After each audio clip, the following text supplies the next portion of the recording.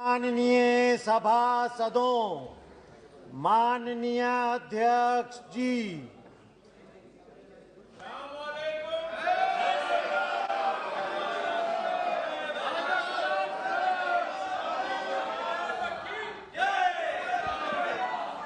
माहौल अच्छा है आज।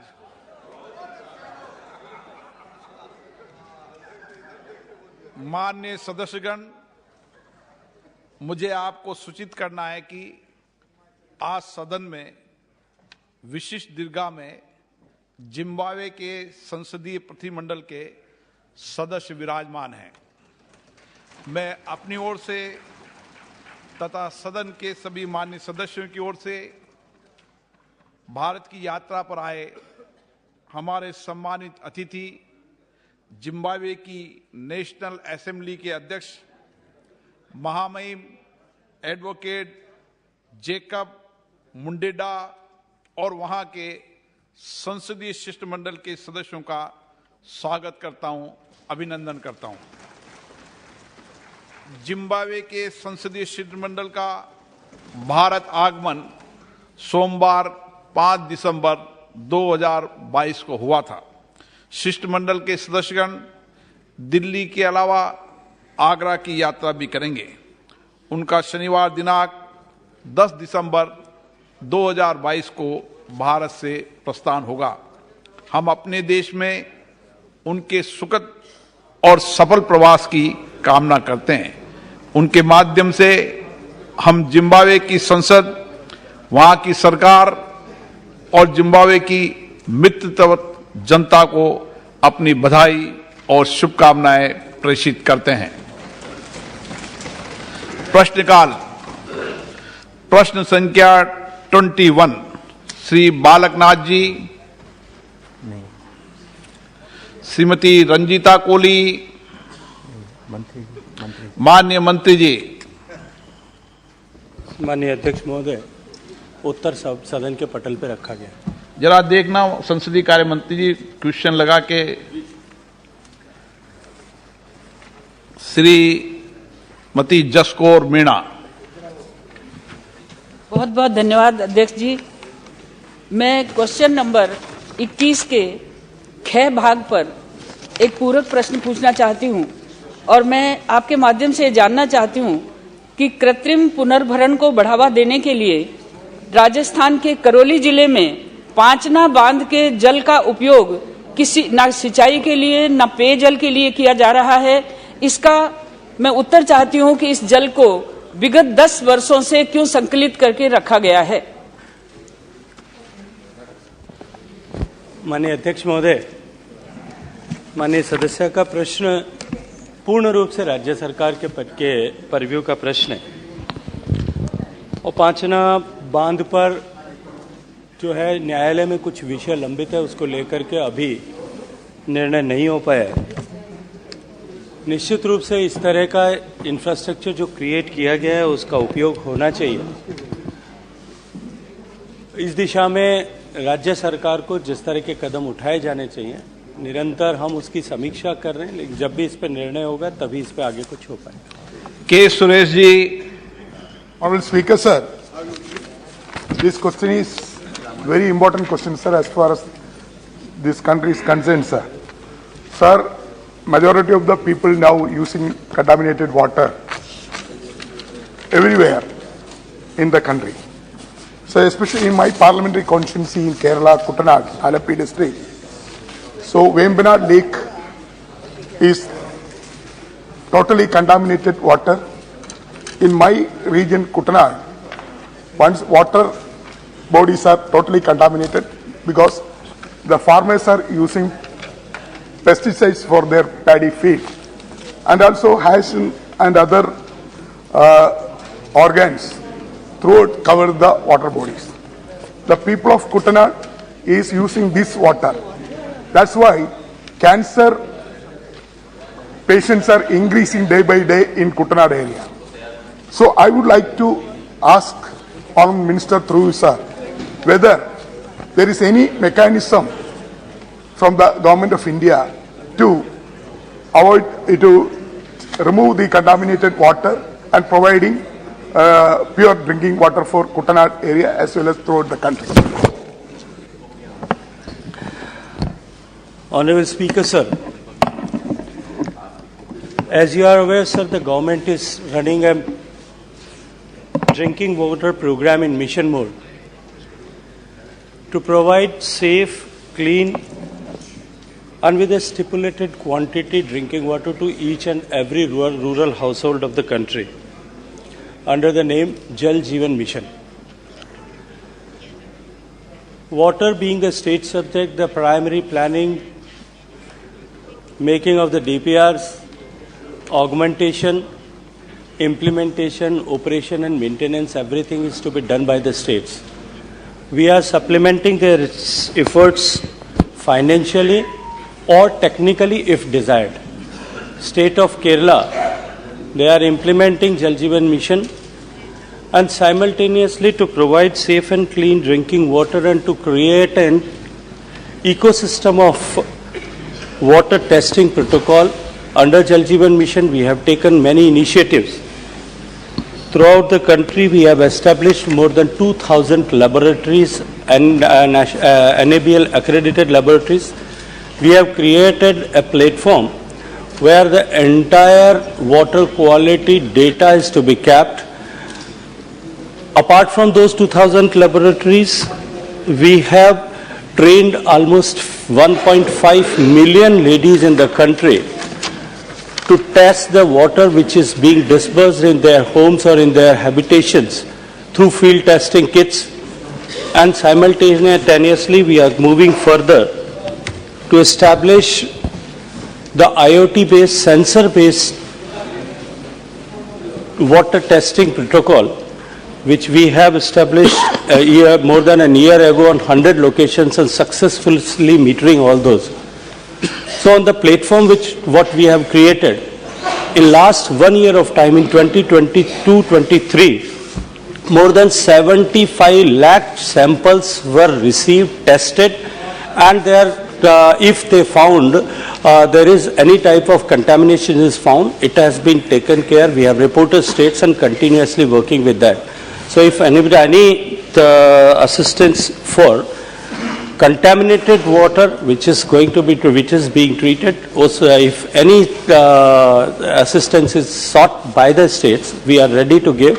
Otherwise also in Jal Jeevan Mission, we are giving 10% extra weightage to the quality compromised habitations and the states during allocation of funds.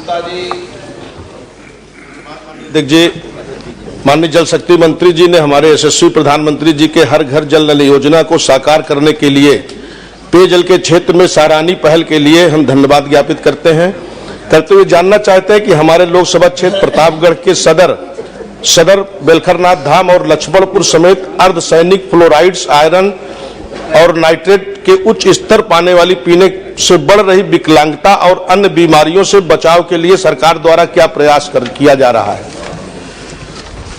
माननीय अध्यक्ष महोदय, वैसे मैंने पिछले प्रश्न के उत्तर में विस्तार से बस तो ठीक है, नमस्कार, कहा है, वही उत्तर फिर कि राज्य सरकार इसमें रिपीट तो करना ही नहीं है संसद में। ओके, रितेश पांडे। बहुत बहुत धन्यवाद अध्यक्ष जी। माननीय जल शक्ति मंत्री जी ने अभी बताया कि करीब 1 लाख से अधिक महिलाओं को ट्रेन किया गया है, 13 लाख से अधिक महिलाओं, 15 लाख से अधिक महिलाओं को ट्रेन किया गया है। मैं माननीय मंत्री जी से ये पूछना चाहता हूं, क्या ये महिलाएं जिनको ट्रेन किया गया है, आप इनको प्रोत्साहन के लिए क्या कोई व्यवस्था दे रहे हैं, या इनको आप आगे चल के नियमित करके इनको कोई राशि देने का काम करेंगे ताकि इन महिलाओं को जो है एक हिसाब से रोजगार भी मिलने का काम हो?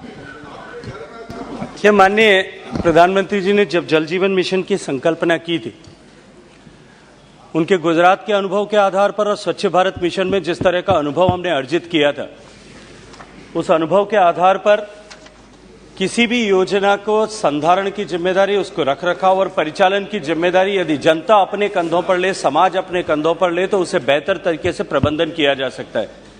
और अनुभव ऐसा आया है कि यदि महिलाओं को प्रबंधन की जिम्मेदारी दी जाए तो वो और अधिक बेहतर तरीके से, और मैं मानता हूं कि विश्वास के साथ मैं कह रहा हूं कि मेरी महिला बहनें जो यहाँ बैठी हैं वो निश्चित रूप से इसमें मेरी बात का समर्थन करेंगे कि यदि उन्हें जिम्मेदारी दी जाए तो वो और अधिक बेहतर तरीके से उसका प्रबंधन और रखरखाव कर सकती हैं। इसी अपेक्षा के साथ में समाज जल जीवन मिशन के द्वारा बनाई गई योजनाओं की जिम्मेदारी अपने कंधों पर ले, गांव अपने कंधों पर ले, इस लक्ष्य को लेकर के देश भर के हर एक गांव में जहां योजना बनाई जा रही है वहां 21 जनों की एक समिति बनाना ऐसा प्रस्तावित किया गया और उसे तय किया गया उसमें 50% कम से कम महिलाएं हों और पानी पीने के पानी की गुणवत्ता की जांच महिलाओं के जिम्मे हो।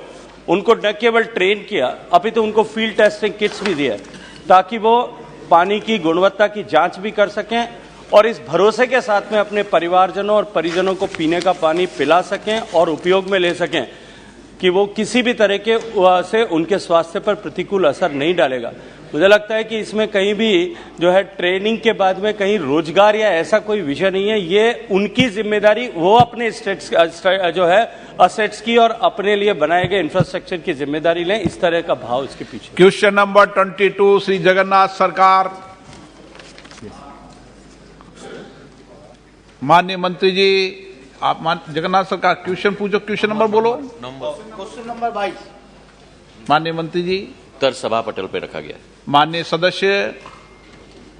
सदस्य वो मेरा जो क्षेत्र है नवद्वीप स्वयं भगवान श्री कृष्ण चैतन्य से अवतार हुआ, इसलिए बहुत महत्वपूर्ण क्षेत्र है।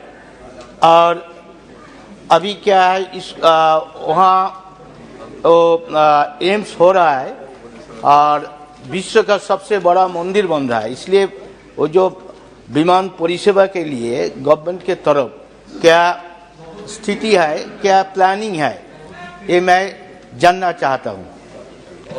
माननीय मंत्री जी। अध्यक्ष महोदय, ये प्रश्न हमारे यात्रियों की सेवा और उनकी जो कठिनाइयां हैं उनके समाधान के विषय पर है। अगर सांसद महोदय जरूर आकर मुझे मिलेंगे, उस पर विस्तृत हम लोग चर्चा करेंगे। Shri Dayanidhi Maran. Thank you, sir. Thank you for giving me an opportunity. Sir, the minister is being very active, and my question pertains to his question that redressing of the complaints received by the passengers.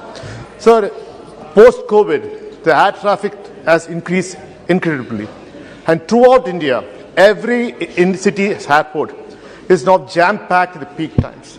I've been seeing the statements given by the minister to address the problem, but do understand that it's a daily ongoing process, and every day passengers are queuing up just to clear the security part of it, and sometimes passengers are missing their flights because of the traffic.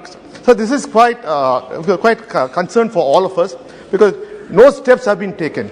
Because you had the COVID time where you could have expanded your security process or expand the area base, but nothing has been done, especially the peak traffic, sir. And the second part of the question, sir, I would like to know, when will you go inaugurate new Chennai terminal, which is nearly ready, so which is very important to us. Thank you, sir. Sir, the learned member, I would like to add, the question is on customer service and the Air Seva portal. However, the learned member has raised two extremely pertinent and important queries. One is related to the resurgence of traffic in the area of civil aviation. We have, as we are all aware, gone through one of the most turbulent times in civil aviation across the world during COVID, where all planes were stranded on the ground. It's probably one of the industries that was the most worst affected. And suffice to say, because of the policies of the government as well as the desire of customers to travel, we have experienced today a V-shaped recovery. I'd also like to report to this House that pre-COVID in 2019, the highest number of travelers per day experienced in India in its history was roughly about 4.07 lakh. We have broken that barrier 3 days ago, and we have reached the target of 4.13 lakh passengers per day. This talks to a great deal in terms of this government's and the Prime Minister's prerogative of, first of all, democratizing the area of civil aviation increasing the breadth of civil aviation as well as increasing the depth of civil aviation. That, of course, brings with it issues with regard to crowding at airports. Also, we have to understand that civil aviation has a seasonality to it. The festive season starting from October until February is the peak season. We then have the normal season from March till roughly about May. And then we have a lean season in the monsoon from roughly about June till the end of September. I have had a very detailed meeting with not only our airport operators yesterday, but along with that with immigration, along with that with CISF. And what I have requested them is that we must put in a plan in terms of peak hour planning for arrivals and departures, not based upon just an airport's capability of runway takeoff and landings, but on the whole process capability right from when our passenger enters the airport to when he goes in for security check, to when he goes in for a baggage drop-off and then goes to the gate. And look at the whole process based on which we should manage our number of arrivals and departures in peak hour traffic. So there's a great degree of volatility today. We need to smoothen out that volatility curve. All the airports have pretty much come on board, and very similar to the fog planning that we do in the winter schedule, I have requested them to also do this peak hour planning. Today, as we speak, that process is on, and I'm quite sure that we will be able to manage in India, unlike what we experienced in the US and Europe and many developed parts of the world. When there was a resurgence of traffic, there was mayhem at airports, baggage was getting lost. Our airports in India did a yeoman's job during that process, and even now with this new height of passenger traffic, we will smoothen out that process in the days to come. I'm very confident with our airport operators. Thank you. Srimati Mahbuba Motra. महबूबा मोत्रा जी नहीं आपने इनके बाद देना आप सब. Thank you, Honorable Speaker, sir, for allowing my question. Actually, this is related directly to customer service with air service, and I'd like to put the question to the Honorable Minister. This is something where a lot of aged people in India have children staying abroad and travel, say, once a year. Now, for example, if you're buying a ticket from Calcutta on Vistara to London, there is no direct flight, so the flight routes you to Delhi, via Delhi. You purchase a ticket which is Calcutta-Delhi, Calcutta-London. On the way, your luggage is booked through. On the way back, for example, a 75-year-old or 80-year-old couple, on the way back, have to land in Delhi, wait at the baggage belt, take out their luggage, and then go themselves and rebook it to Calcutta. If you're going on British Airways, on the way through, it's fine. On the way back, for example, if the flight is via Bangalore, they have to be at Bangalore airport at the baggage belt, take out these heavy suitcases on their own, then go and rebook it to Calcutta.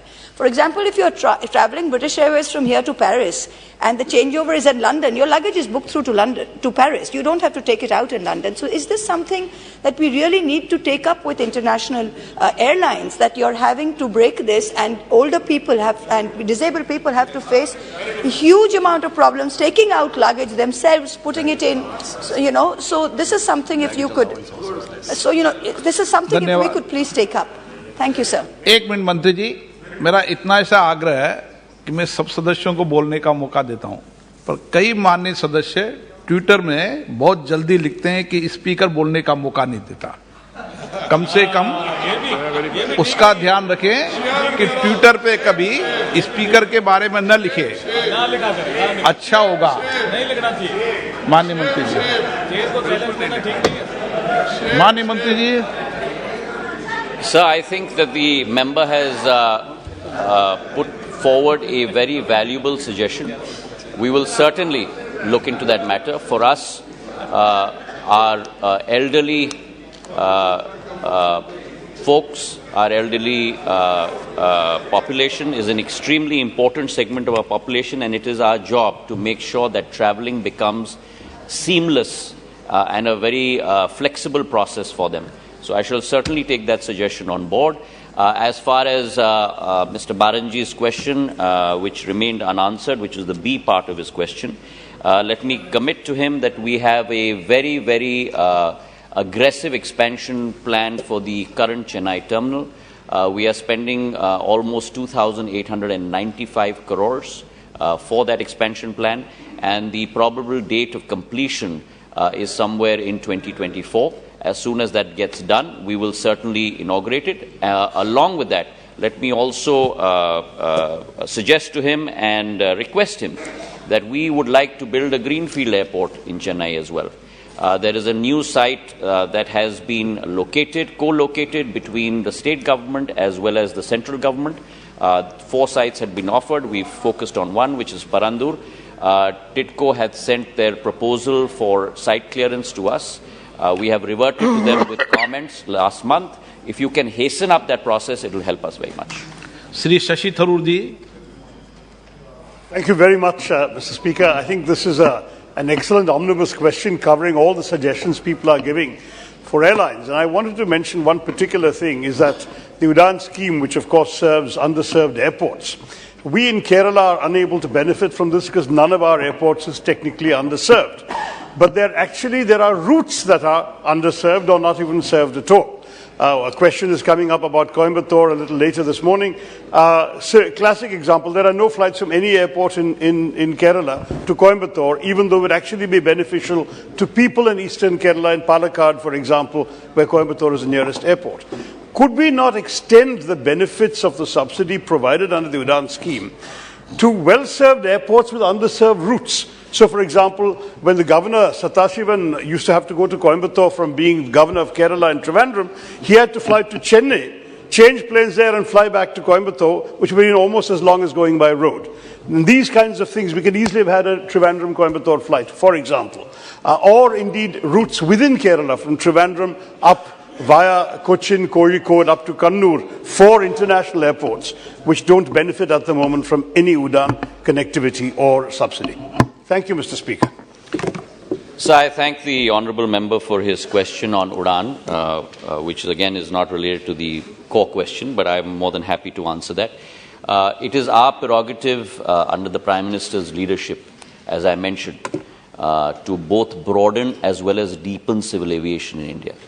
Now, if we are to do that, we need to take the call. Are we going to do that with currently well-served airports in the country? Or are we going to both increase the penetration in rural areas as well as deepen that penetration in rural areas? And let me give a couple of examples of that. Many airports that have been wiped off the civil aviation map post-World War II, prior to independence in India, have resurfaced on the civil aviation map, all because of Prime Minister's Ude Desh Ki Aam Nagrik program. In the last 6 years, we have built out 70 airports, waterdromes and heliports under the Udan Yojana. Airports that one would never have conceived of. Rupsi in Assam, Darbhanga, Jharsuguda in Orissa, Kishangarh in Rajasthan. Airports that today give robust connectivity to earlier unserved populations across the length and breadth of our country, ranging between 50,000 passengers to 5.5 lakh passengers each. We have limited resources. Udan Yojana was given 4,500 crores in terms of capex and a viability gap funding program. Within that, today, we have transported in the last 6 years 1.1 crore passengers in our country that probably have never flown before in their lives. We have flown close to 215,000 flights in the last 6 years that would have never flown before. We have connected 70 airports along the length and breadth of India. And it is our target. Let me commit to our House, our hope that in the next 3 to 4 years, we will connect another 100 airports, waterdromes and heliports in India. Prior to independence, we had, prior to 13-14, we had 74 airports in our country. Today, in a matter of 8 years, we have built out a total of 71 additional airports, waterdromes and heliports, taking it to 145. So we are committed, but it is important to identify what our priority is. Once we increase our breadth, increase our depth, then certainly we will look at these areas without doubt. Thank you. Question number 23, Shri Maluk नागर जी आगे भी है. माननीय जल शक्ति मंत्री प्रश्न को पढ़ा माना जाए. माननीय अध्यक्ष महोदय, उत्तर सभा के सदन के पटल पर रखा गया. माननीय सदस्य। तो एक तो मेरी प्रार्थना है कि जो प्रश्न आए उसका जवाब या तो शाम को जरूर मिल जाए या सुबह 9 बजे तक जरूर मिल जाए। 11:15 बजे तक जवाब नहीं मिला, यहाँ आके जवाब लेना पड़ा है और 3 पेज का जवाब है। फिर भी मैं माननीय मंत्री जी से जानना चाहता हूँ कि जो माननीय अटल बिहारी वाजपेयी जी का सपना था कि जब बाढ़ आए तो उस बाढ़ को इस तरह पूरे देश में फैलाएं जो जहां सूखा पड़ता है उसको जोड़ा जाए। क्या कोई ऐसी योजना चालू है?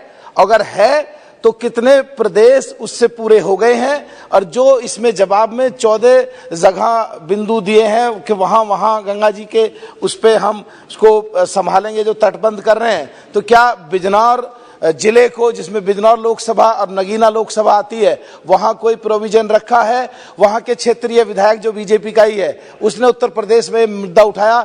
63 करोड़ रुपए सैंक्शन हुए पड़े हैं, नाबार्ड ने सैंक्शन भी कर दिए हैं। तो क्या उनको लगा करके साझे के उपक्रम में कोई ऐसा सरकार का कोई प्रोविजन है जिससे पूरा गंगा जी जहां से निकलती है और आगे तक, और बिजनौर एकदम बिल्कुल उत्तराखंड के सीमा मेरी लोकसभा की मिली हुई है, क्या कोई प्रोविजन है? ऐसा है? धन्यवाद माननीय अध्यक्ष महोदय।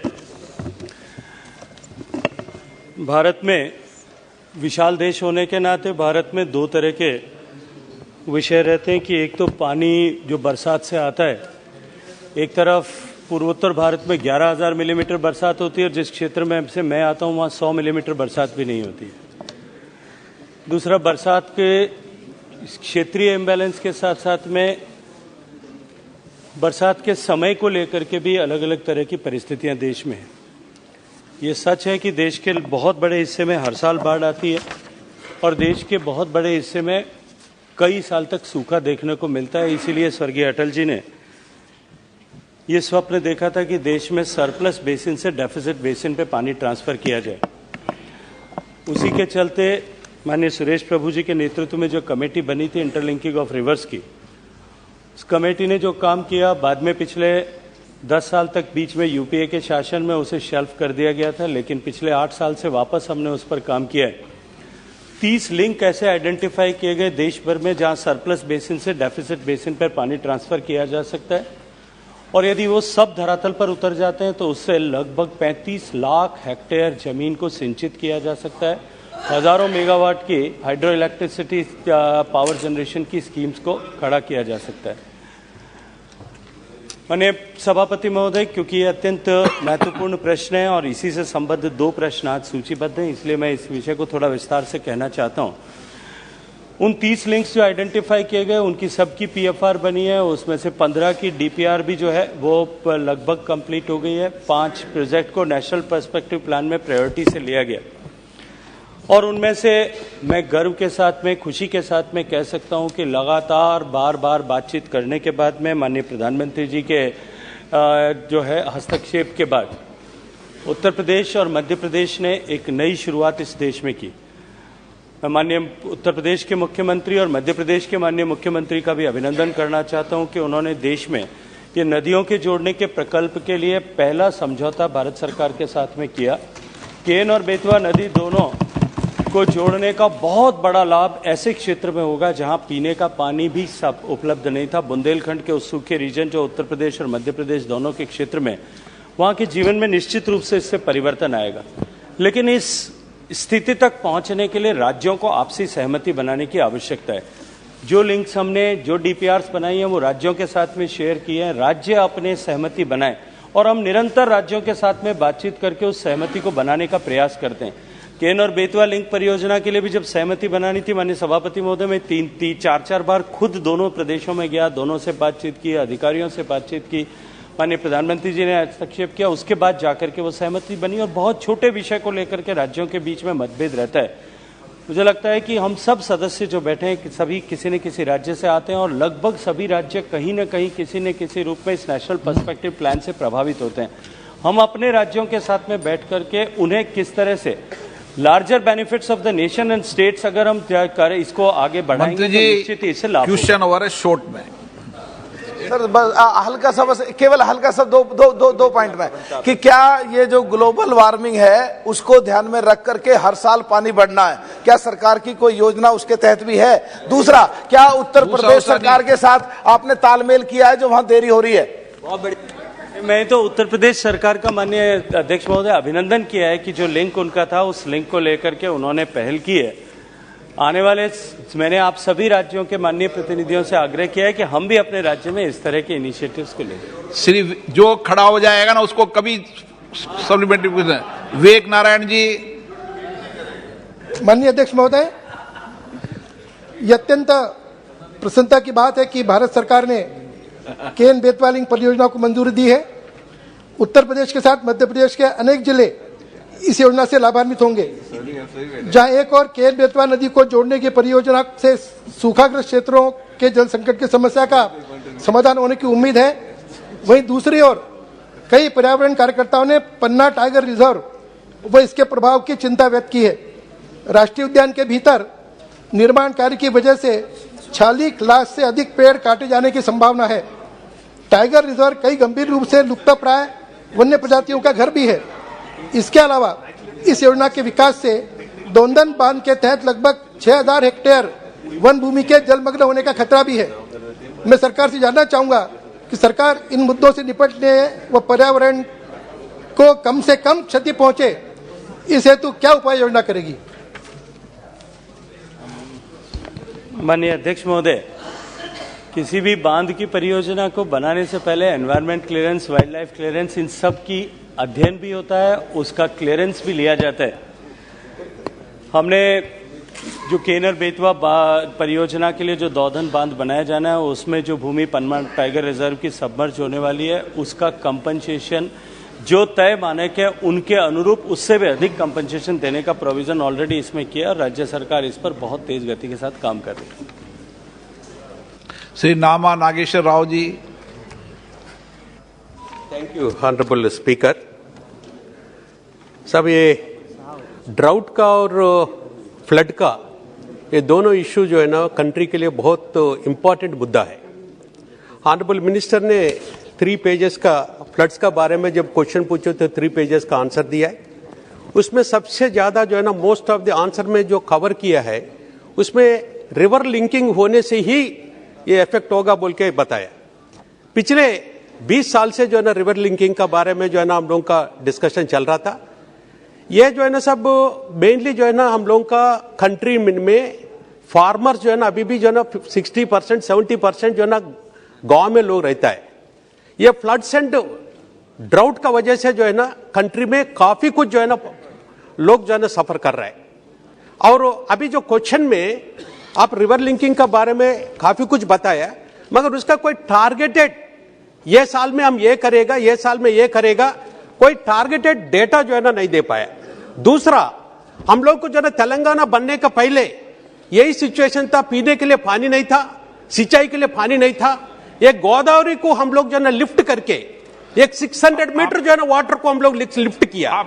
अबो 600 मीटर मतलब अबो 1/2 किलोमीटर जो है ना सब पूरा एंटायर नहीं सब उसी कनेक्टेड सब गोदावरी को जो है ना वेस्ट में जा रहा था, वो पानी को लिफ्ट करके पूरा जो है ना अभी एंटायर तेलंगाना में सिंचाई के लिए भी पीने के लिए भी पानी है और काफी कुछ जो है ना कंट्रोल किया। भाई स्पेसिफिक पॉइंट जो है ना मिनिस्टर से ये है, ये रिवर लिंकिंग का जो है ना कब होगा, कौन सा एक प्रोजेक्ट के बारे में ऑनरेबल मिनिस्टर ने बताया और बाकी जितना भी प्रोजेक्ट है उसका पढ़ने में उतना टाइम हमको नहीं मिलेगा, मगर उसका कोई टारगेटेड डेट है क्या, कब तक जो है ना रिवर लिंकिंग का कौन सा रिवर लिंकिंग होगा? Thank you. मैं माननीय सदस्य गणों से आग्रह करना चाहता हूं, निवेदन करना चाहता हूं, वरिष्ठ सदस्य, ये प्रश्नकाल है, ये चर्चा का नहीं है, इसलिए प्रश्नकाल में प्रश्न पूछें और मंत्री जी भी प्रश्नकाल को समझकर ही जवाब दें। माननीय अध्यक्ष महोदय, मुझे लगता है कि माननीय सदस्य ने जो चिंता व्यक्त की है कि बहुत जल्दी करना चाहिए, हम सभी की चिंता, और मैंने इस पर विस्तार से सबसे आग्रह किया है कि हम सब लोग भी इसमें अपनी भूमिका का निर्वहन करें। अधीर रंजन जी। Sir, in the reply statement, Minister has mentioned that to strengthen the structural measures of flood management, Minister implemented during 11 and 12 planned management program for providing central assistance to states for works related to flood control and erosion. Sir, मैं जो district से आते हैं Murshidabad district Bengal की, ये कटाव की चलते मुर्शिदाबाद डिस्ट्रिक्ट, मालदा डिस्ट्रिक्ट, बंगाल के सारे तबाह, हर रोज रोजाना ये तबाह के मंजर हमें देखना पड़ता। जमीन जायदाद, मकान, मस्जिद, मंदिर सब तबाह हो जाते हैं नदी की एक कटाव की चलते। बंगाल सरकार को आपने इससे, मंत्री जी, बंगाल सरकार को आपने इस जो स्कीम है, इस स्कीम में कितना पैसा देने का योजना बनाया है, ये बताइए। माननीय अध्यक्ष महोदय, वैसे ये प्रश्न जो मूल प्रश्न था उससे प्रत्यक्ष रूप से संबद्ध नहीं है। आपने जवाब दिए? नहीं, मैं जवाब दिए, मूल से संबद्ध नहीं है, फिर भी जवाब दिया आपके प्रश्न का। और तब मुझे लगता है अधीर रंजन जी, अभी तबाही की चिंता जितनी नदी की कर रहे हो उतनी कांग्रेस की तबाही की चिंता भी करना शुरू कर दो। आपको दिया हुआ जवाब के ऊपर मैं क्वेश्चन कर रहे हैं सर। जो माननीय सदस्य ने जो प्रश्न किया है, जो चिंता व्यक्त की है, वो निश्चित रूप से बहुत गंभीर है। लेकिन नदियों का कटाव जो है वो बहुत सारे विषयों से संबद्ध है। नदियों के फ्लड प्लेन्स में जिस तरह से एनक्रोचमेंट हुआ है वो भी एक कटाव का कारण बनता है। भारत सरकार ने राज्य सरकारों के नदियों के तटबंधों को सुरक्षित करने और इन कटाव को, इरोजन को रोकने के लिए जो योजनाएं बनाई हैं, उनमें पिछले वर्षों में अब तक 1282 करोड़ रुपए की सहायता राज्य सरकारों को दी है। प्राथमिक रूप से बहुत राज्यों ने इसमें उत्कृष्ट काम किया है। यदि मैं उल्लेख करना चाहूं, उत्तर प्रदेश सरकार ने पिछले 5 साल के कालखंड में इस विषय को लेकर के बहुत गंभीरता के साथ में काम भी किया है। बहुत सारे जो है इस तरह के फ्लड इरोजन के प्रोटेक्शन के लिए काम किया है। जिस राज्य से माननीय सदस्य आते हैं, उस राज्य से भी यदि प्रतिवेदन आता है तो उस प्रतिवेदन पर चर्चा के बाद पे उस पर विचार किया जा सकता है। माननीय सदस्यगण, इस विषय पर बहुत लंबी सूची है। अन्य नियम के तहत मैं कोशिश करूंगा, आप लिख के देंगे तो प्रयास कर पे इस पे चर्चा कराने का प्रयास करूंगा। हाँ, लिख के दे देंगे तो कराएंगे। आप तो खड़े हो गए थे इसलिए आपको मौका दिया ही नहीं, मैंने आपको देने वाला था। क्वेश्चन नंबर 24, श्री के सुंदरम, आप लिख के दो, सरकार भी तैयार है, करा देंगे। सर, क्वेश्चन नंबर, अरे तैयार है ना सरकार ने? हाँ भरी है ना। आप विषय तो लिखते नहीं हो, फिर बताओ बस सदन में बोलते हैं। के सुंदरम 24, क्वेश्चन नंबर 24। माननीय मंत्री महोदय। अध्यक्ष जी, उत्तर सभा पटल पे रखा गया। Honourable members, whether the government proposes to increase the number of international air services from Coimbatore International Airport, and if so, the details thereof. Sir, Coimbatore is a very, very important airport for all of us in Tamil Nadu. And let me place it on record that as far as the government is concerned, we have given 5 countries Coimbatore as a point of call. Sharjah, Dubai, Singapore, Sri Lanka, UK and USA, 6 countries. Along with that, sir, today we have connectivity to Sharjah of 10 frequencies per week and Singapore 14 frequencies per week. As we are all aware, civil aviation is an unregulated sector. Airlines make their own decision based on economic viability for connectivity to certain cities. It is our effort to make sure that all cities in India do get connected. Specifically, as far as Coimbatore Airport is concerned, there are a lot of works that are ongoing at the airport to improve the modernity of that airport. We are today looking at additional aprons, 7 aprons at a cost of 23 crores, the resurfacing of the runway at about 47 crores. We're also planning probably a new cargo terminal. All of these are keeping in mind our current air terminal capacity of 18,000 square meters and a total throughput of passengers of almost 3.6 million per year. Supplementary. Honorable Minister rightly told Coimbatore is an important city in Tamil Nadu. Sir, Coimbatore district itself has more than 1 lakh MSME factories. Nearby Tirupur and Karur having more than 50,000 MSME factories. Coimbatore has more than 500 large-scale investment, and Karur and Tirupur also has more than 500 large-scale investment factories. These three districts itself, more than nearly 20 lakh employees are working. The daily footfall of Coimbatore airport is nearly 10,000. Out of 10,000, more than 5% are international travelers. So the buyers coming to Coimbatore from different destinations are facing very difficult. So the growth of the Coimbatore depends upon the airport expansion. More than 20 years it is pending. Industries, political parties, we are representing continuously, but government is telling the reasons. I am not satisfied with these reasons, sir. If you compare other small airports, then footfall and international services, you compare Coimbatore airport footfall and international services. Government take it seriously. Give us an opportunity to run at least 5 international airports immediately. Thank you, sir. So the member has raised a very valid point. Airports require connectivity. That connectivity can only be granted to airports if we build maximum capacity in those airports. In my previous answer, I have detailed the current connectivity in Coimbatore, the current works that our government is undertaking to strengthen Coimbatore. But there is one big impediment to modernizing and expanding airports. And that impediment is the availability of land from state governments. Now, the honourable member is a representative of his state government in his state, in Tamil Nadu.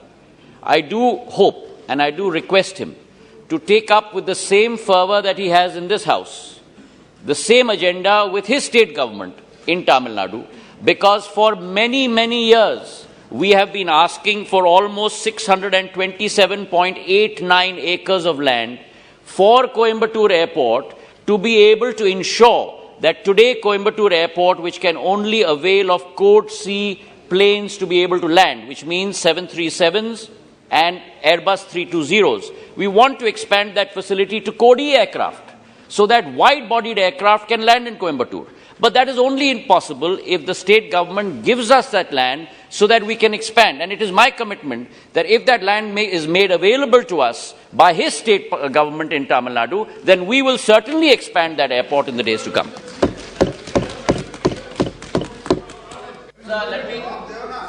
Honorable Balu sir is a very, very senior member of this House, and please let me very respectfully respond to him. It is our effort to increase the runway length from the current 2,990 meters to 3,810 meters so that we can have Code E aircraft. We have represented to the state government many a time over many months and many years for this 627.89 acres of land to be handed over to us so that we are able to do that. If Balu Sahib uses it, sir, if I may kindly respond, sir, I have tried to, sir, if I, if I may be given protection of the House, Thank you, Speaker, sir. Through you, I would like to ask the Honorable. एक minute Manickam जी के बाद Thank you, Speaker, sir. I would like to ask through you, sir, the Honorable Minister regarding the Madurai Airport's international connectivity. Madurai is the temple city and the gateway to the south of Tamil Nadu. Madurai got its first international connectivity flight in 2012 in the Congress government. First to Colombo, then to Dubai. From 2014, Madurai got only a connectivity to Singapore. Will the Honorable Minister share the details whether there will be steps to connect Madurai with Kuala Lumpur, Muscat and UK? And will the Honorable Minister share the roadmap for the development of Madurai Airport? Thank you, sir. Sir, this question is on Coimbatore Airport. So first, please let me respond to Honorable Balu Sahib. नहीं, मैंने आपको बालू जी का जवाब देने के लिए नहीं कहा है, क्योंकि बालू जी को मैंने बोलने के लिए अलाउ नहीं किया है। Thank you, sir. So I have to. ये व्यवस्था का प्रश्न है। Sir, through you. Sir allow करता बालू जी को। सर आपके जरिए मुझे बालू जी को विनम्र पूर्वक कहना पड़ेगा कि मुझे उत्तर देने का मौका आपने नहीं दिया, पर जरूर अगर अलग से जरूर मुझे मिले तो मैं उत्तर जरूर दूंगा। I will certainly answer you if we meet separately outside the house. To answer my young friend's question, Manik Tagore ji, and I must say that he is always very pursuant with regard to connectivity for Madurai. He has rightly mentioned that we have today 4 connectivities from Madurai to Colombo, Dubai, Singapore through SpiceJet and Air India Express. As we are all aware that this is a deregulated sector, airlines take their decision based on economic viability. But on his pursuance, if he and I meet outside the house, we will together try and speak with airlines to see what can be done. Pete Natarajan, thank you, Speaker. Lok Sabha hai. P. Natarajan साहब की। Thank you, Speaker sir. Through you, if there is any financial assistance from the central government to the land acquisition, the completion for the land acquisition at Coimbatore Airport, can you hear me, sir? Let me say this, that as far as development of airports are concerned, money for acquisition of land is not given by the central government. That has to be given by the state government to enable the central government to do the capital expenditure to build out those airports. As we are all aware today, airports no longer are very easy to build. They cost hundreds and thousands of crores, and that money is put in place from the central sector by Airports Authority of India and many private sector companies for the airports they are building out. Question number 25, Sri Arun Kumar Sagar.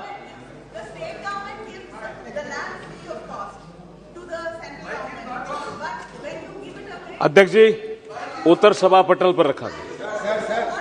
माननीय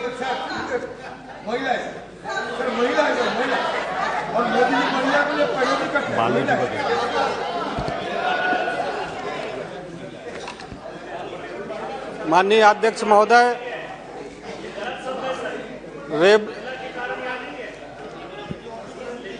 माननीय अध्यक्ष महोदय, railway के बाद सड़क यातायात देश की यातायात प्रणाली में महत्वपूर्ण भूमिका निभाता है। इस तत्व के अलावा देश की सामाजिक और आर्थिक प्रगति सड़क के विकास पर निर्भर करती है। हम सभी को इस बात की बड़ी खुशी है कि माननीय प्रधानमंत्री श्री नरेंद्र मोदी जी के केंद्रीय नेतृत्व में विगत वर्षों से राष्ट्रीय राजमार्ग की लंबाई 91,247 किलोमीटर जो अप्रैल 2024 में थी, वह 20 मार्च 2021 की स्थिति के अनुसार 50% बढ़कर 1,37,625 किलोमीटर हुई है। मान्यवर, निसंदेह देश भर में नेशनल हाईवे के निर्माण में काफी प्रगति आई है और हमने एक दिन में 37 किलोमीटर लंबे हाईवे निर्माण की गति हासिल की है। यह उपलब्धि एक सेकंड हाईवे के निर्माण की गति हासिल की है। माननीय सदस्य, आप प्रश्न पूछिए। एक second sir.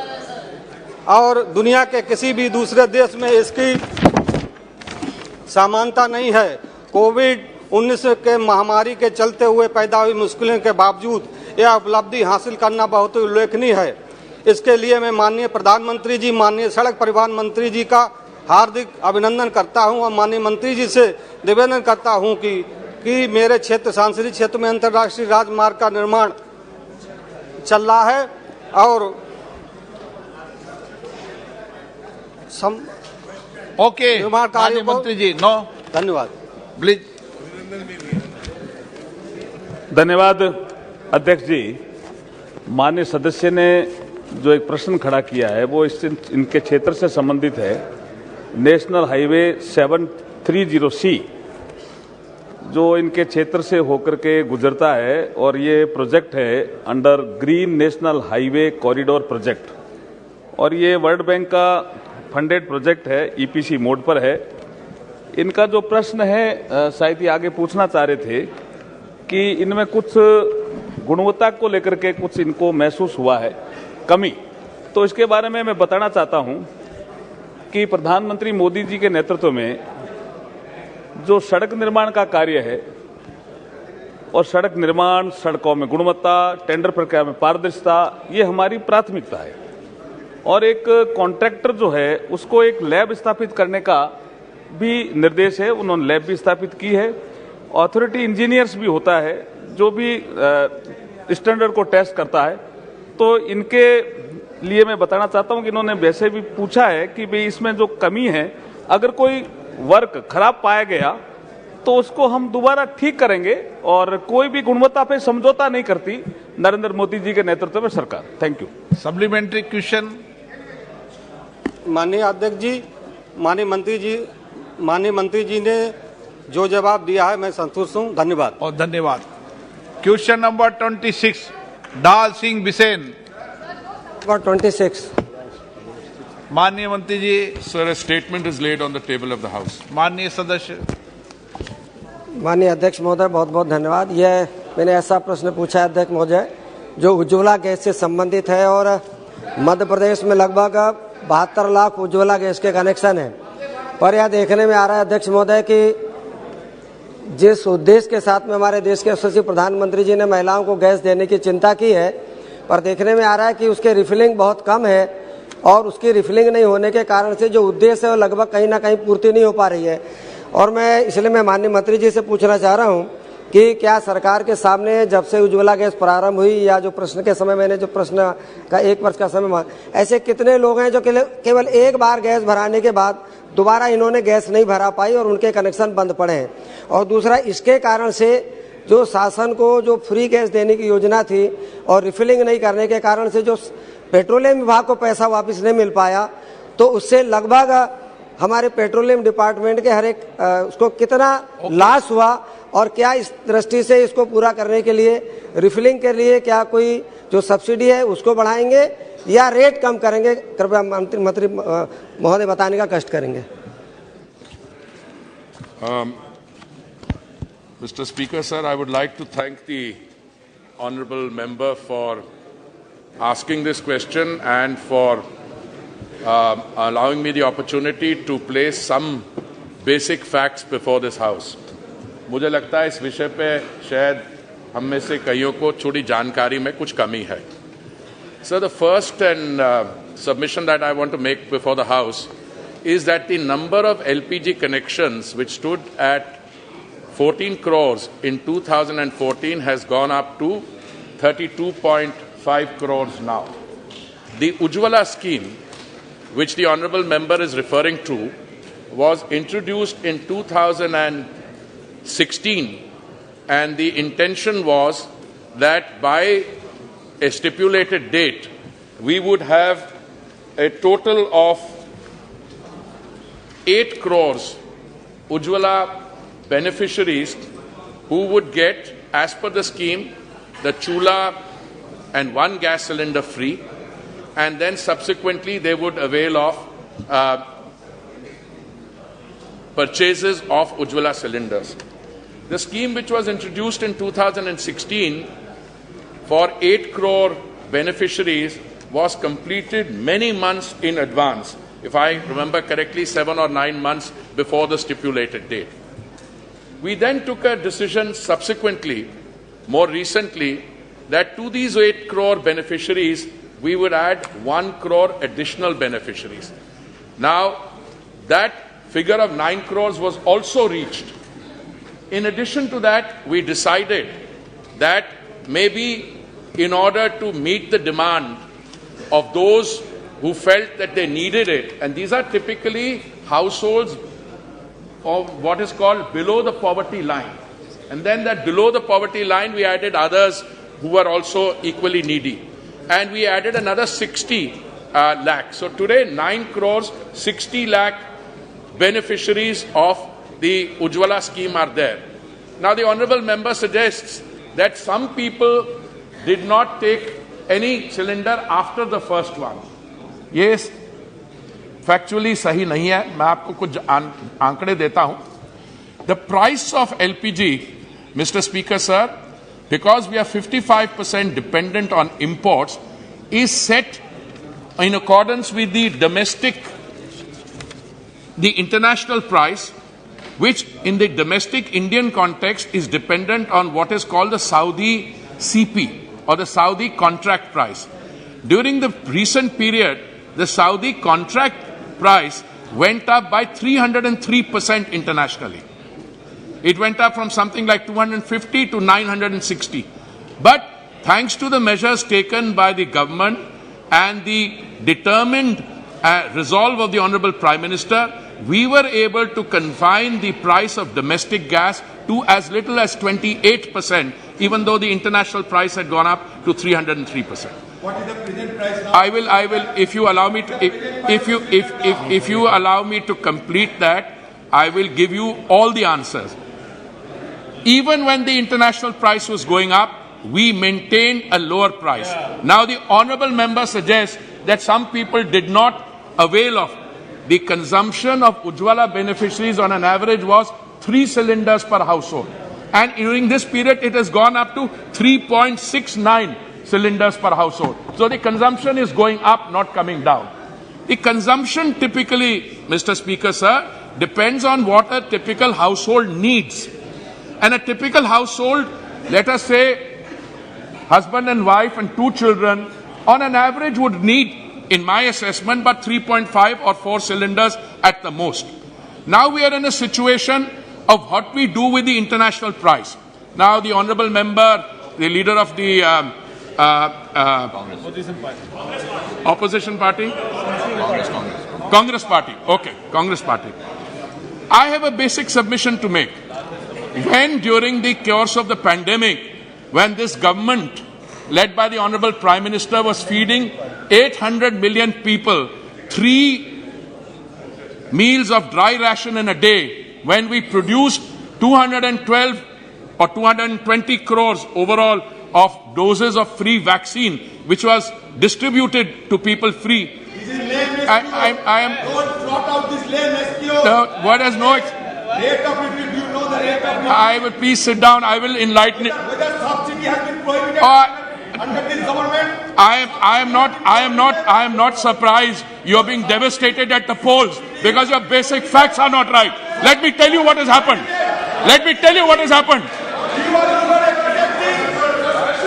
Sir,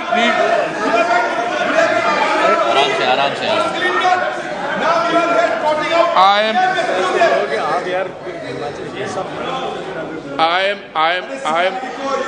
am quite happy to allow the honourable member to vent this thing. I can fully understand his frustration. Let me give you the basic facts. From May of this year, from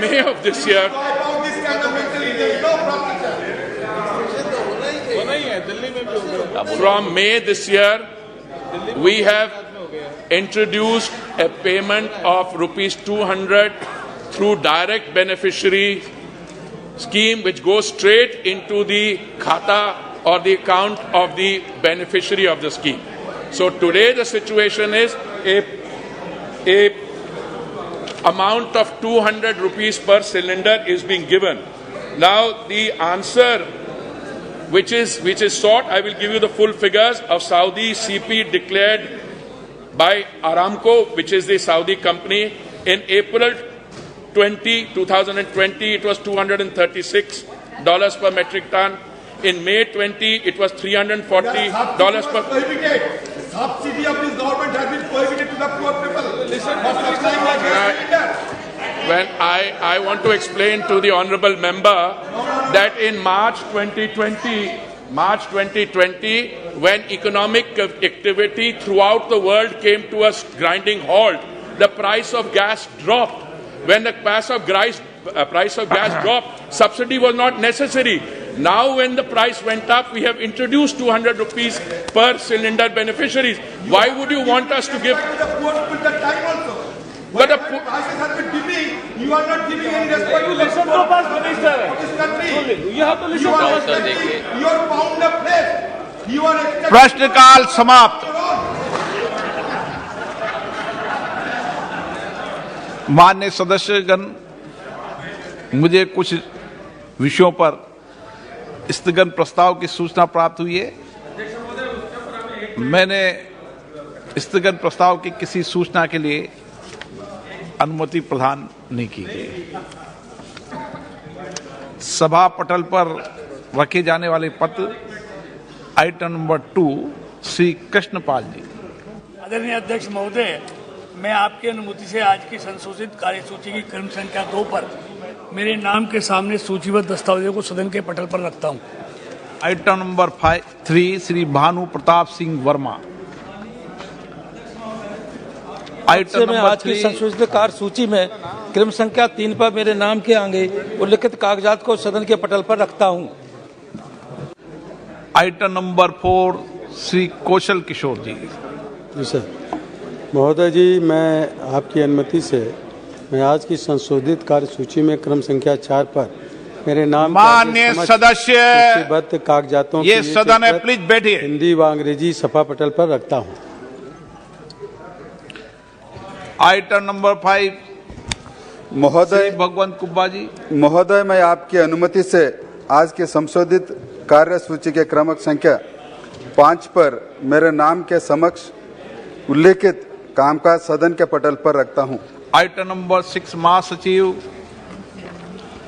Sir, I lay on the table a copy each, duly authenticated by the Secretary General Rajya Sabha, of the following 5 bills passed by the Houses of Parliament and assented to by the President since a report was last made to the House on the 20th July 2022. 1. The Indian Antarctic Bill 2022. 2. The Weapons of Mass Destruction and the Delivery Systems, Prohibition of Unlawful Activities Amendment Bill 2022. 3. The National Anti-Doping Bill 2022. 4. The Family Courts Amendment Bill 2022. And 5. The Central Universities Amendment Bill 2022. Item number 7 Shri Nayab Singh ji. महोदय, मैं आज की कार्यसूची में अपने नाम के सामने क्रमांक 7 पर यथा सूचीबद्ध श्रम, वस्त्र और कौशल विकास संबंधी स्थायी समिति 2022-23 का 36वां और 37वां प्रतिवेदन हिंदी तथा अंग्रेजी संस्करण प्रस्तुत करता हूं। आइटम नंबर 8 श्रीमती श्री के मोजी कनिमोजी जी। Sir, I beg to lay the action taken statements in Hindi and in English versions showing further follow-up action on recommendations contained in the action taken reports of the Standing Committee on Rural Development and Panchayati Raj as listed against my name in today's list of business. Thank you. Item number 9, Sri Dushan Singh ji. Rise to lay on the table the copy of the each of the 323rd report, 324th report, 325th report, 326th report, and 327th report on the Standing Committee on Transport, Tourism and Culture, listed against my name in serial 9 into the list of business. Thank you. Item number 10, Dr. Mahesh Sharma ji. Sir, I beg to lay on the table of the following reports, Hindi and English, version of the Standing Committee on Health and Family Welfare. 137th report on vaccine development, distribution, management and mitigation of pandemic COVID-19. 138th report on medical devices, regulation and control. 139th report on cancer care plan and management, prevention, diagnosis, research and affordability of cancer treatment. 140th report on action taken by the government on the recommendations, observations contained in the 134th report on demands for the grants of 2022 and 23 of the Department of Health and Family Welfare. 141st report on action taken by the government on the recommendations, observations contained in the 135th report on demands for the grants of 2022-23 of the Department of Health Research, Family Ministry of Health.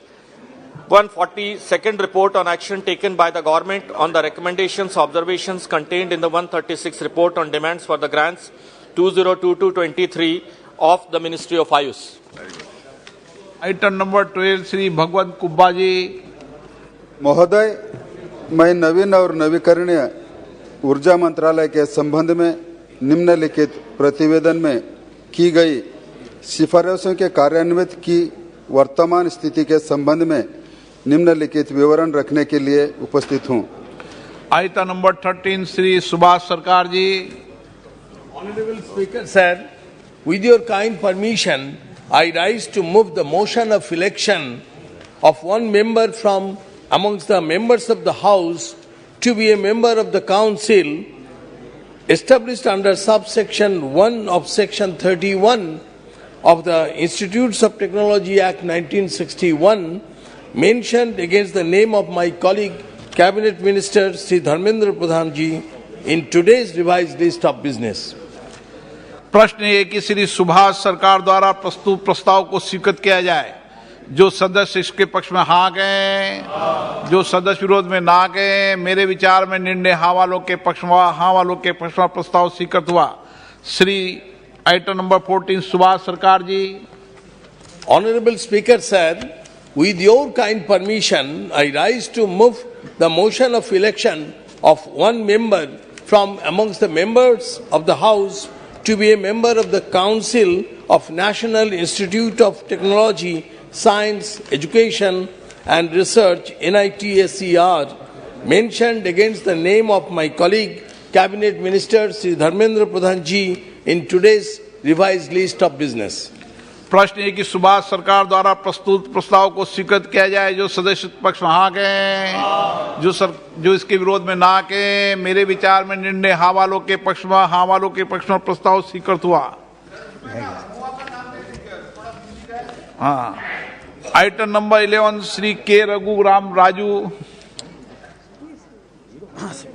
Sir, I raise to lay on table a copy each of the following reports in English and Hindi of Standing Committee on Personal Public Grievances, Law and Justice.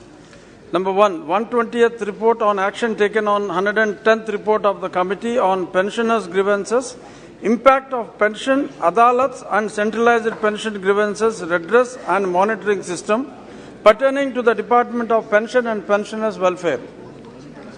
121st report on action taken on 113th report of the Committee on Demand for Grants for the year 22-23 pertaining to the Departments of Administrative Reforms and Public Grievances and Pension and Pensioners' Welfare.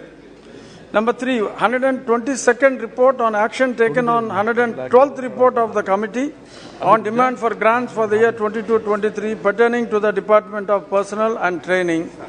And finally, number 4, 123rd report on action taken on 116th report of the Committee on Demand for Grants 22-23 pertaining to the Department of Justice. Thank you, sir. शून्यकाल।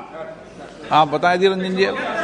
हाँ, sir एक minute sir, मैं एक minute sir, मैं एक बड़ा गंभीर मुद्दा उठाना चाहते हैं। सर, खबर आ रहे हैं जो चिंताजनक है कि चीनी फौजों ने हमारे हिंदुस्तान की सरजमीन में घुसते हुए अपने शेल्टर बना रहे हैं, रहने के जगह बना रहे हैं। और सर, हमारे देवचौक जहाँ पहले हमारे फौजों ने गश्त लगाते थे, सर जो गश्त लगाने वाला इलाका थे हमारे पेट्रोलिंग पॉइंट 10, 11, 12, 13, 14 हर जगह सर ये गश्त लगाना बंद कर दिए हैं। मैं सरकार से यह पूछना चाहते हैं कि स्थायी शेल्टर और स्ट्रक्चर और सर स्ट्रक्चर की इन खबरों के आखिर मोदी सरकार क्या अनदेखी कर रहे हैं? ऑनलाइन गैम्बलिंग एक स्टेटमेंट दिया करें। Which is actually it destructs the family wealth. It spoils the social status of the particular person. It spoils the entire family, and because the particular person playing the online gambling, leaving the kith and kin of the family, he commits suicide. More than 30 people in Tamil Nadu has committed suicide because of online gambling. That is why, sir, even in developed countries like USA, under Federal Wire Act 1961, they have brought the legal ban for abolition of online gambling. Now, the state government of Tamil Nadu has brought a bill to abolish the online gambling after promulgating. Sir, I am not done.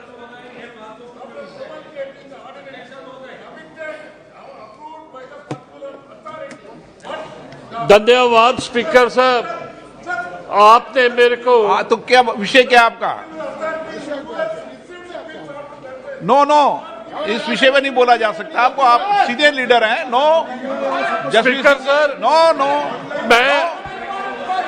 आपने मेरे को बहुत महत्वपूर्ण मुद्दे पे बोलने का मौका दिया है। सर,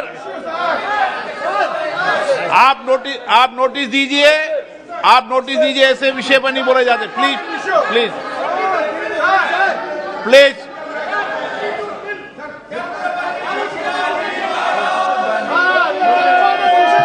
आप प्रश्नकाल में बैठ जाइए। आप लग गया आपके नारे। चलिए प्लीज, होगी बात मालू जी। आप नोटिस दीजिए।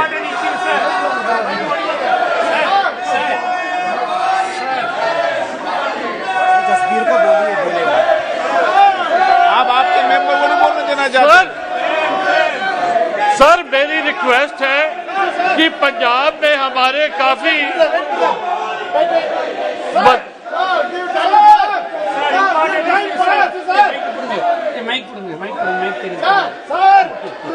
सर, हमारे काफी बच्चे जो हैं जिन्होंने बाहर पढ़ने के लिए जाना है, उनको बहुत ही प्रॉब्लम आ रही है कि हमारे वहां पे जो पासपोर्ट है उसको बनाने की उसकी जो अपॉइंटमेंट है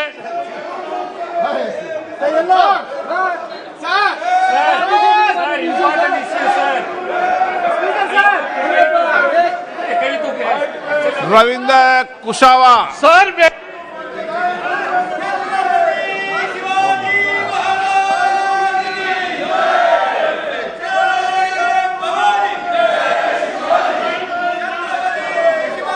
सोगत राय जी, सोगत राय जी।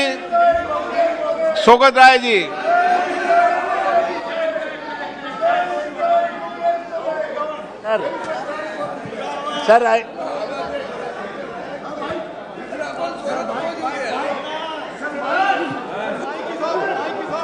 सोगत राय जी, बोलना है नहीं बोलना है? Okay sir, I am Brajendra Singh, Hibi Eden ji. Sir, the Kochi Metro Rail started its journey in 2011. Sir, the detailed project report for the first and second phase was filed in 2011. Sir, the principal approval for both the phases was approved in 2011, sir. The first phase was completed successfully. It is ongoing. The government of Kerala and government of India had equal share of 753.73 crores. Sir, the land acquisition was by the then state government for 672 crores. And there was an external loan from a French agency called the AFD, which is 43.88%, which comes up to 2170 crores. Sir, the second phase, there was unpardonable delay from the central government of India for sanctioning the second phase of Kochi Metro Rail, in which the cost had come up for the second phase. Unfortunately, sir, the French agency is not willing to give the loan, which comes to around 1,016 crore. The second phase is very important for the development of Cochin, because the maximum number of people would be travelling on this lane from the Jawaharlal Nehru International Stadium to the Kakinad Info Park, around 50,000. Sir, very important, sir. I am speaking. Sir, around 50,000 passengers, IT employees and women would be travelling on this particular. Sir, मैं आपका आप बात खत्म कर लीजिए। आप बोलिए। ईबीडन जी, आप खत्म करिए। ईबीडन जी, हाँ चालू है माइक, बोलो। सर, माइक ने, हाँ sir, maximum number of passengers would be travelling on the second phase from Jawaharlal Nehru Stadium to Kakinad Info Park. The IT employees and women would be travelling on this lane. So I urge the central government. It is the central government which caused the unpardonable delay. So we need the agencies to fund the loan, and more number of the PIB clearance and the central cabinet clearance took a long time. So I urge the central government to sanction the additional amount for the Kochi Metro Rail second phase, sir. धन्यवाद speaker sir, आपने मेरे को बहुत ही महत्वपूर्ण मुद्दे पे बोलने का मौका दिया। सर, हमारे पंजाब से बहुत नौजवान हैं जो बाहर पढ़ने के लिए जा रहे हैं, और इतनी बड़ी समस्या है कि अगर वो पासपोर्ट की अपॉइंटमेंट मांगते हैं तो उनको 3-3 महीने की अपॉइंटमेंट मिलती है। अगर आज हम पासपोर्ट को अप्लाई करें तो मार्च में हमारा मौका आएगा। सर, इससे बहुत ज्यादा तकलीफ हो रही है, और मेरे जो हमारा पासपोर्ट है, आरपीओ डिपार्टमेंट है अमृतसर में, वो अच्छा काम कर रहा है, मगर वो क्या करे, जो हमारे कंसल्टेंट हैं, जो पासपोर्ट बनाने वाले, उनको ये डायरेक्शन दी जाए कि वो अपना स्टाफ बढ़ाएं, अपने वर्किंग आवर्स बढ़ाएं, और जो कोई भी नया पासपोर्ट बनने की जो अपॉइंटमेंट है वो 3 महीने नहीं, वो 2-4 दिन की, 7 दिन की ज्यादा से ज्यादा होनी चाहिए, ताकि जो हमारे नौजवानों को, हमारे लोगों को कोई इसकी तकलीफ ना हो। धन्यवाद। जय Hind. Advocate Adoor Prakash ji.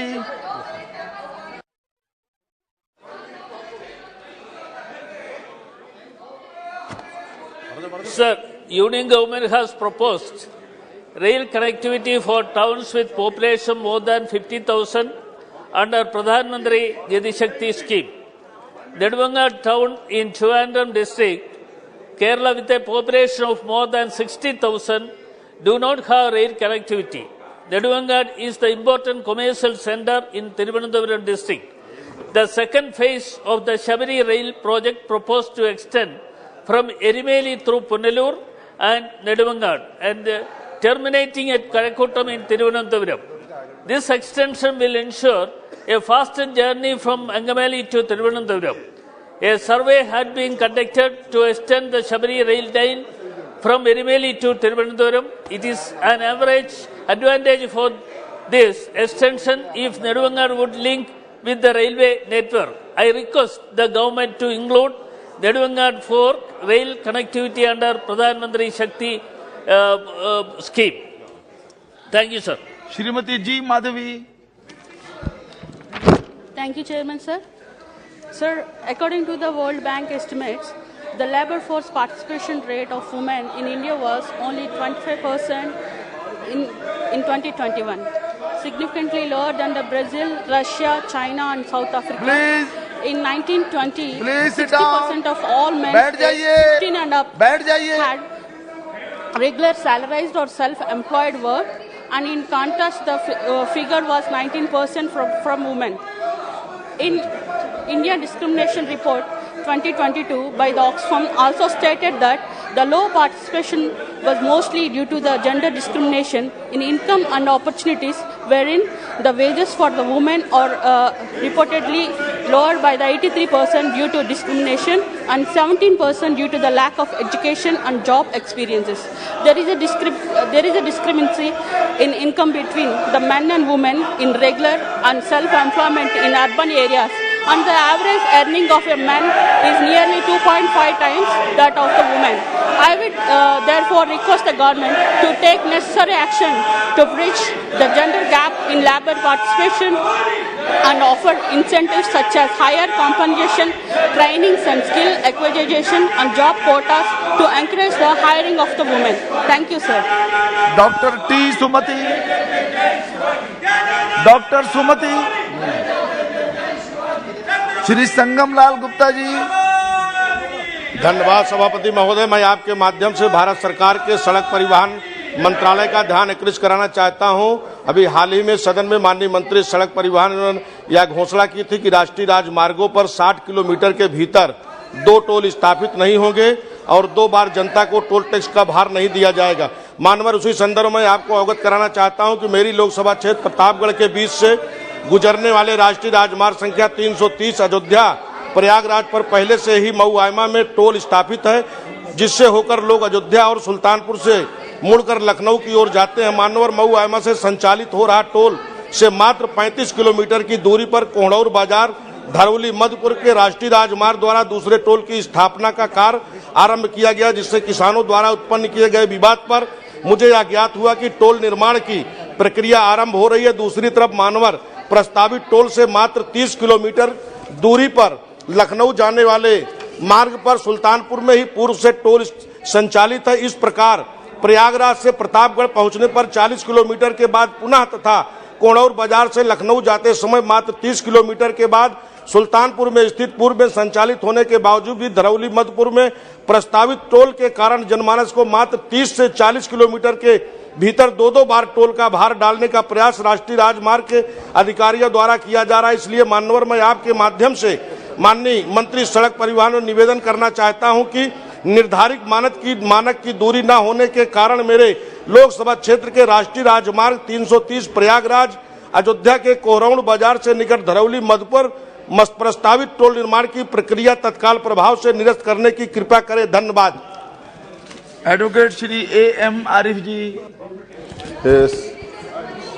Sir, Kerala is facing an unprecedented financial crisis due to the distorted financial policies of the central government, which would result in the reduction in revenue of about 32,000 crore for the state in 2023 and 24. The state is continuously penalized for its advancement in social sectors by reducing the tax share from center from 3.875% to just 1.925%. On the other hand, by imposing newer restrictions for borrowing consent under 293 of the Constitution and misinterpreting the guarantees given by the state to the SPVs like KIFBI as equal to open market borrowing. The central government is squeezing the development activities in the state. There has been a reduction of 6,716 crore in revenue deficit grant from the center compared to the previous year. Sir, added to this is the taking away of the GST compensation, because of which Kerala is lost at least 9,000 crore this year. Hence, I urge the central to extend the GST compensation for a period of another 5 years and enhance the revenue sharing from GST from present 50:50 ratio to 60:40 between the state and center. Thank you, sir. Kushwaha ji, Shri Ravindra Kushwaha ji. Yes sir. माननीय अध्यक्ष महोदय, आपने मुझे शून्यकाल में बोलने का मौका दिया, इसके लिए मैं आपका आभार प्रकट करता हूं। गुजरात विधानसभा में ऐतिहासिक जीत के लिए आदरणीय मोदी जी सहित सभी भाजपा नेताओं और कार्यकर्ताओं को बधाई व शुभकामना प्रकट करता हूं। रेलवे भारतीय यात्रा की जीवन रेखा है, जिससे करोड़ों लोग प्रतिदिन यात्रा करते हैं। महोदय, जब से केंद्र में विश्व के सर्वाधिक लोकप्रिय नेता आदरणीय श्री नरेंद्र मोदी जी के नेतृत्व में भारतीय जनता पार्टी की सरकार बनी है, तब से रेलवे ने अभूतपूर्व विकास किया है।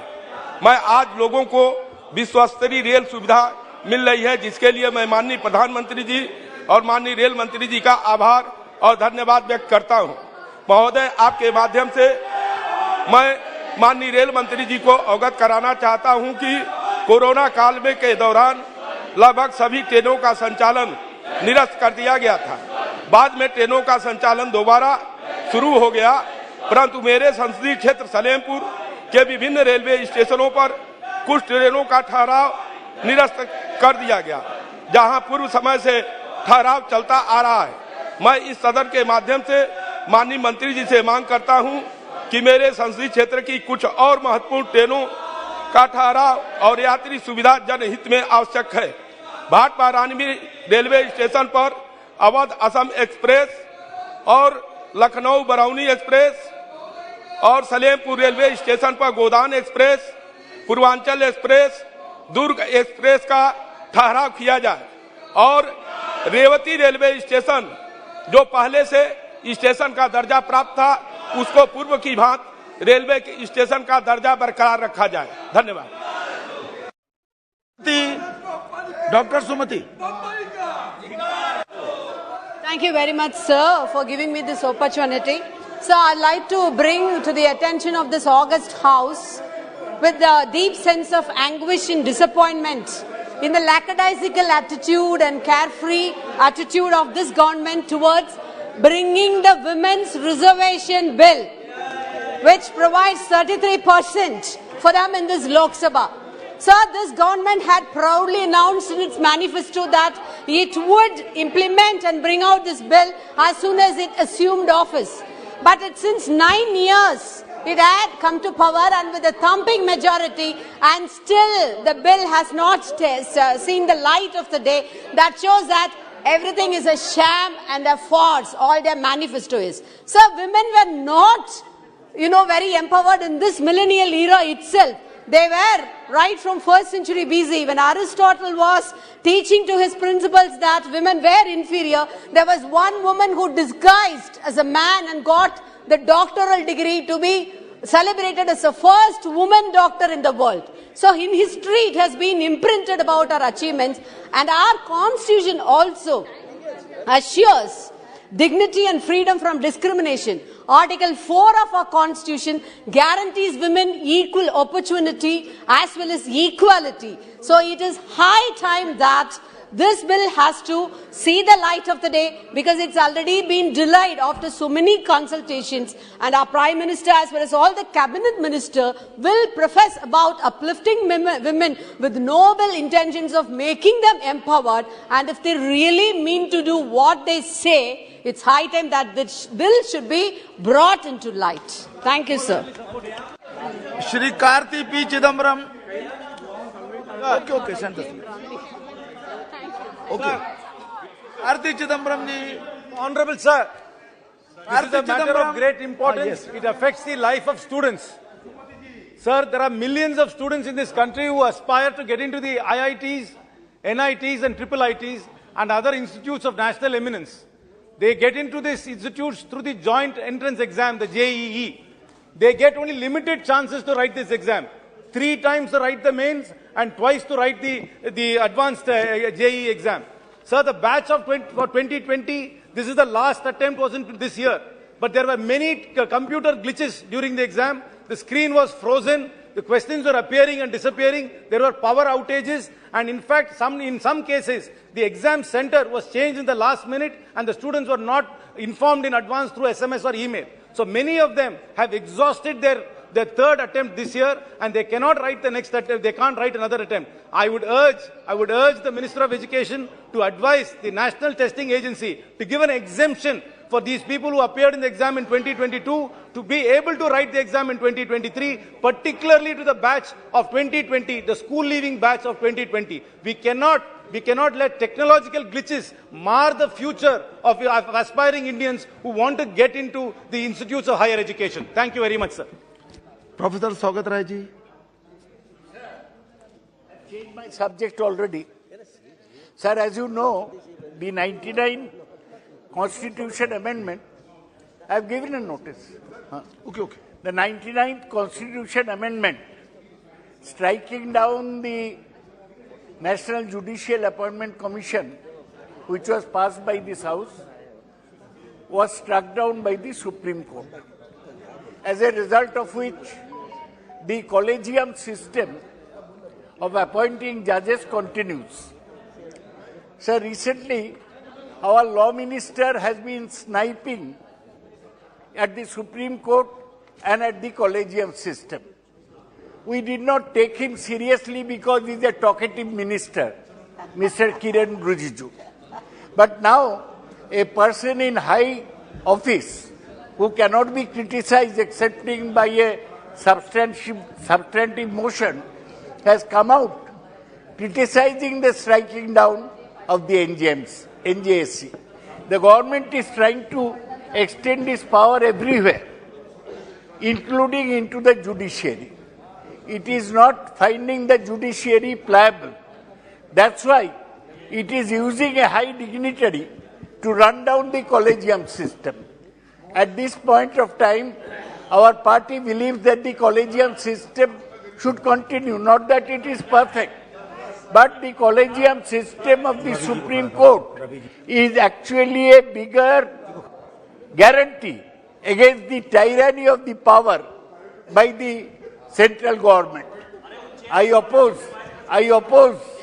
the comments by the high authority and also by the law minister against the Supreme Court, against the collegium system, and I will oppose all efforts to run down the independence of the judiciary, which is one of the pillars of the Constitution, which this government is trying to bring down. Thank you, sir. Ravi Shankar ji, ji,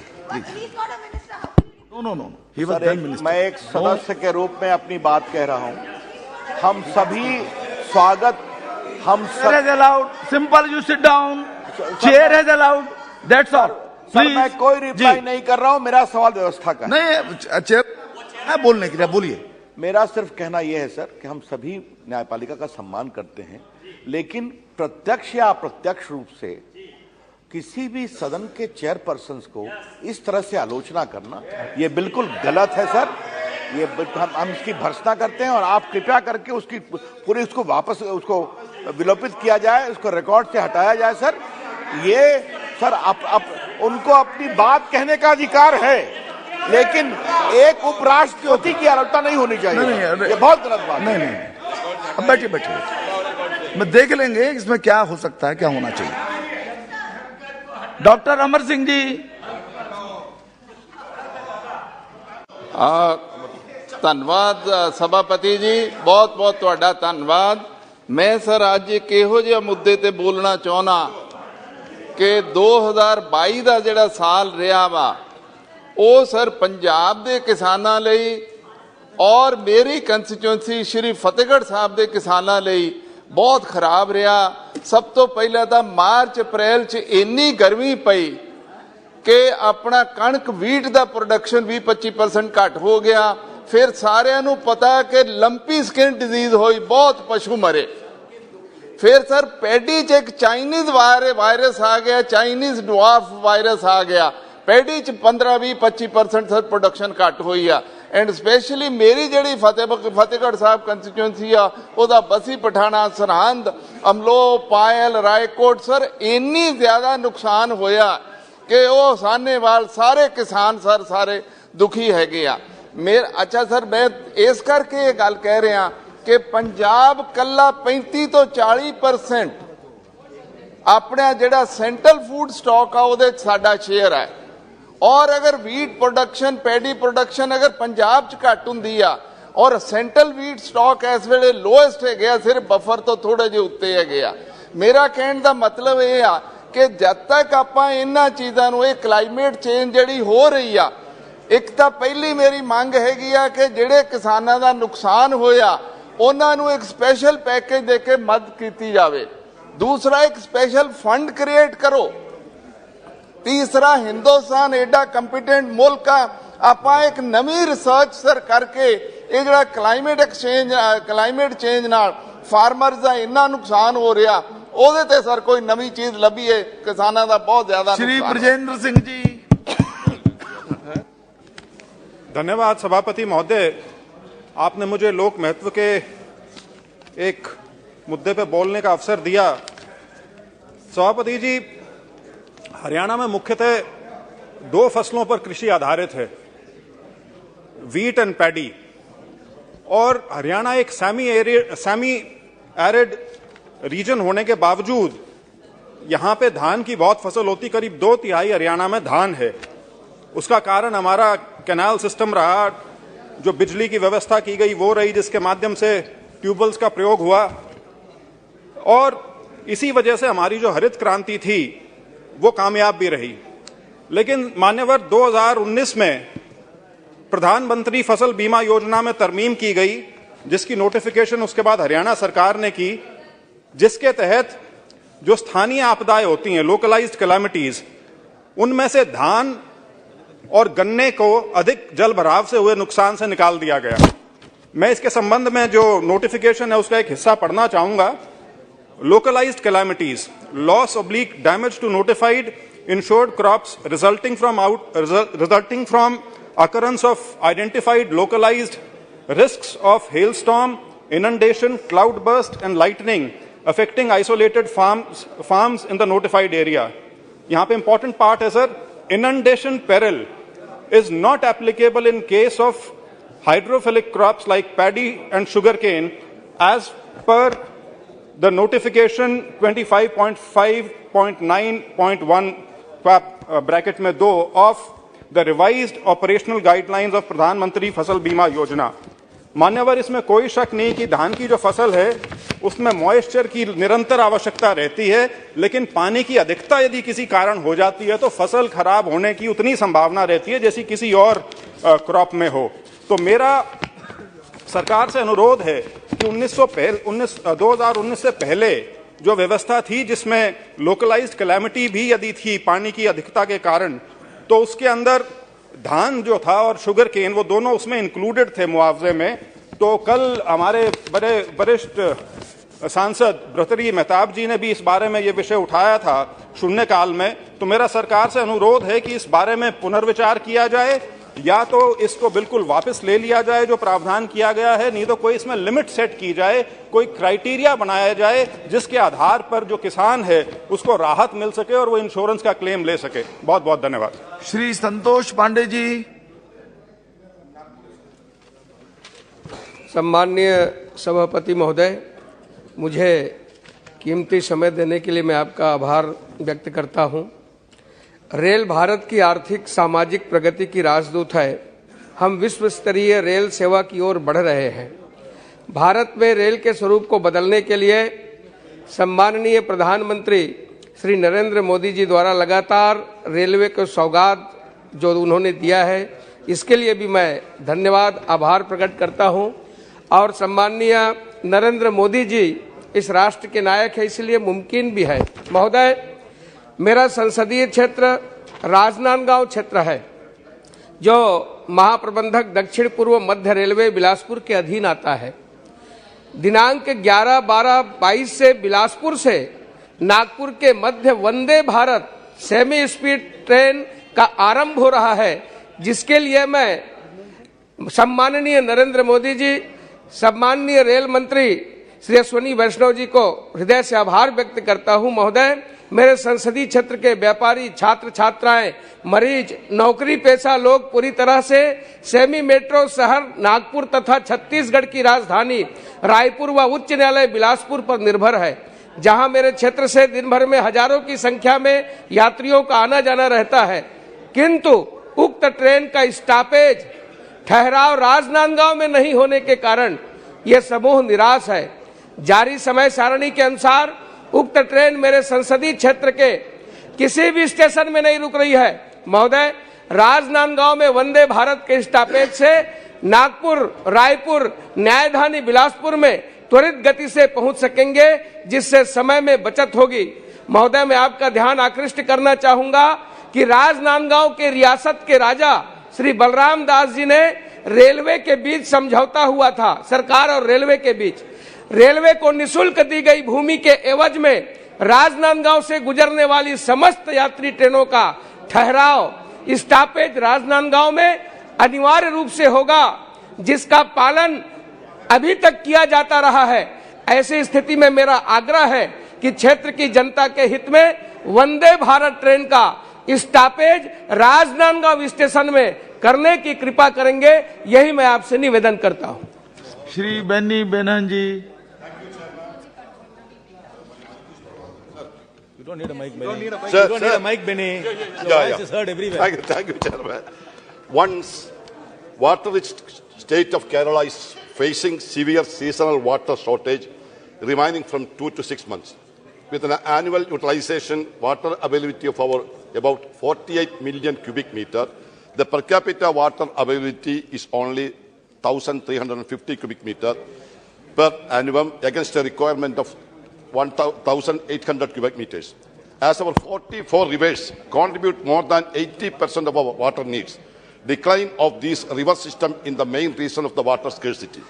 The once perennial rivers have now become seasonal with a reduction of 60 to 100% in natural summer flow. On top of this, due to climate crisis, we are now frequently facing huge flood threats. Conserving and regenerating our river system and managing them efficiently and equitably in the best possible step to ensure future water scarcity to the state.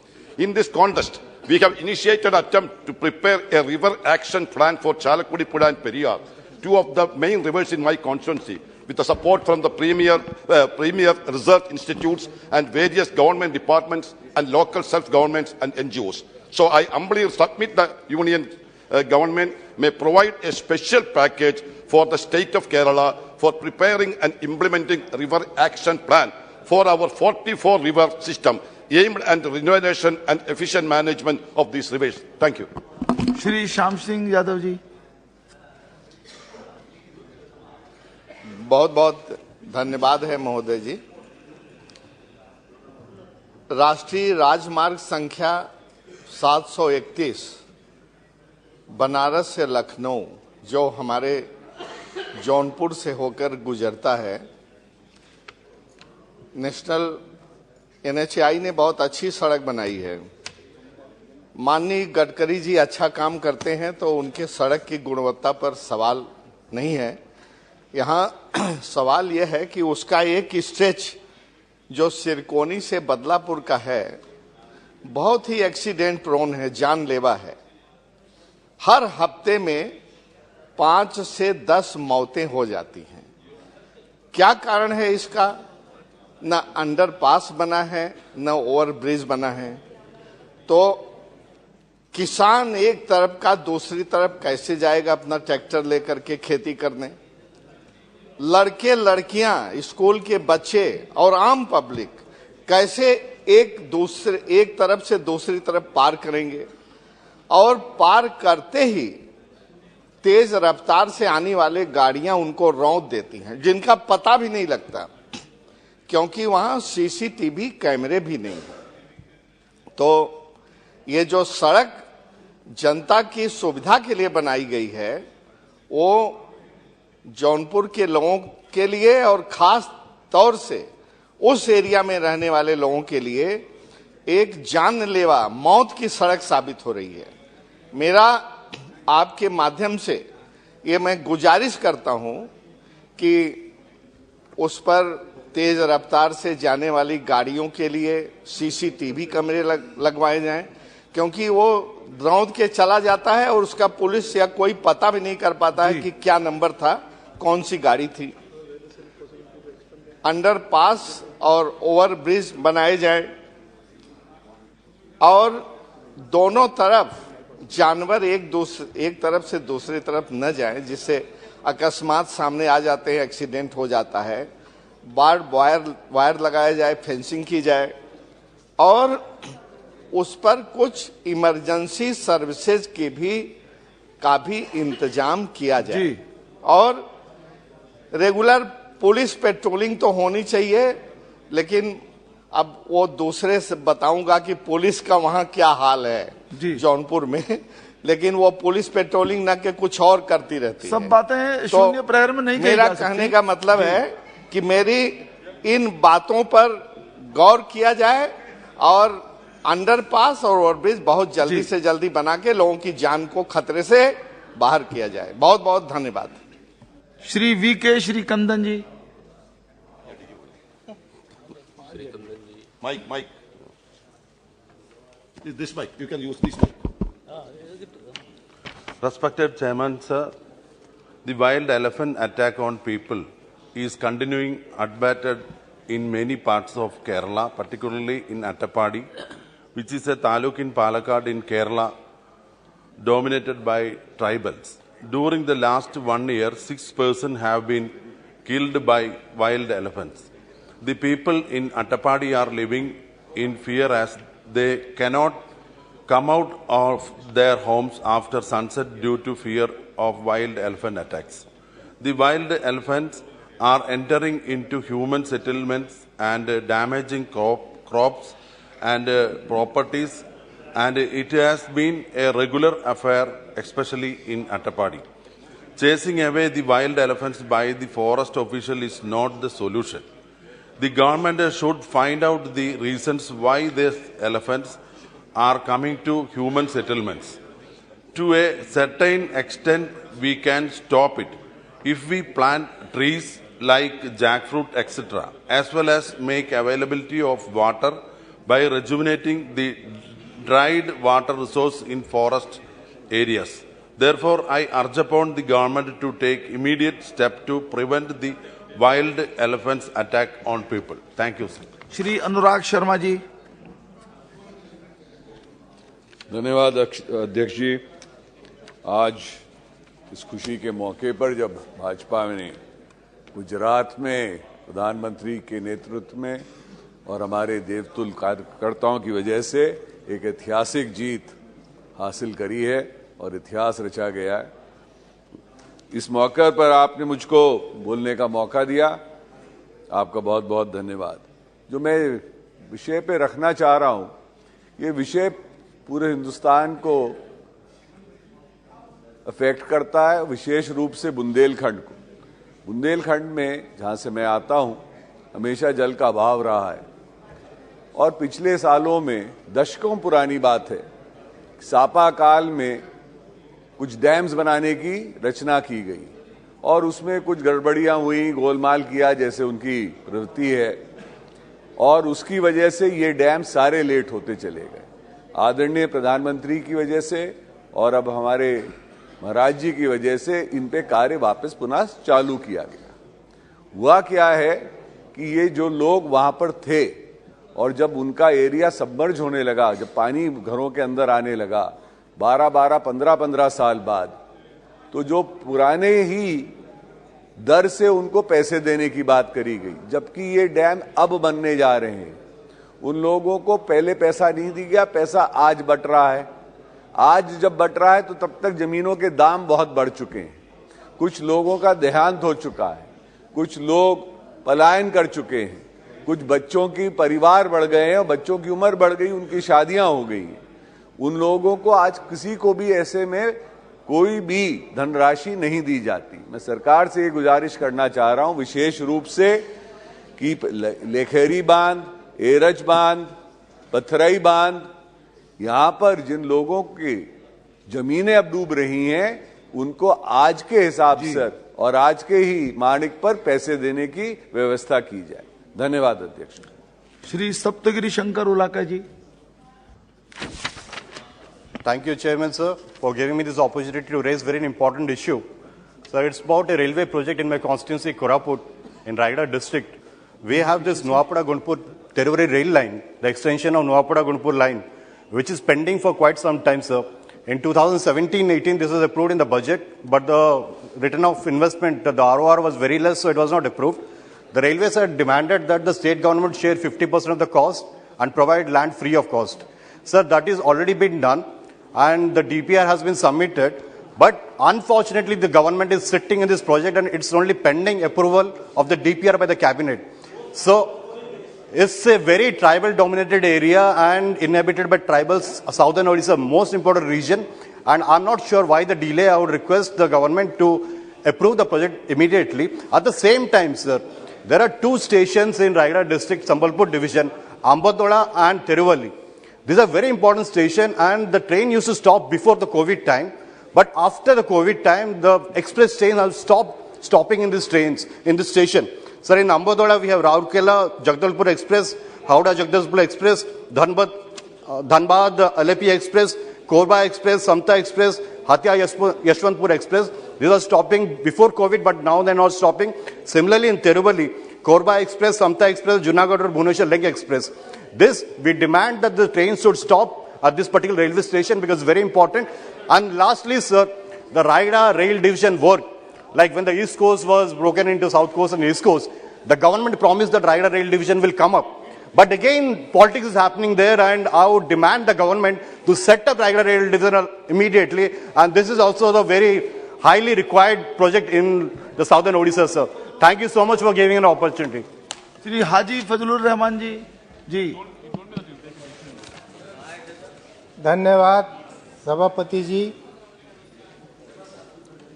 Jharkhand state में district Giridih में एक जगह है छोटा नागपुर, जहां पर जैन समाज का तीर्थ स्थल है।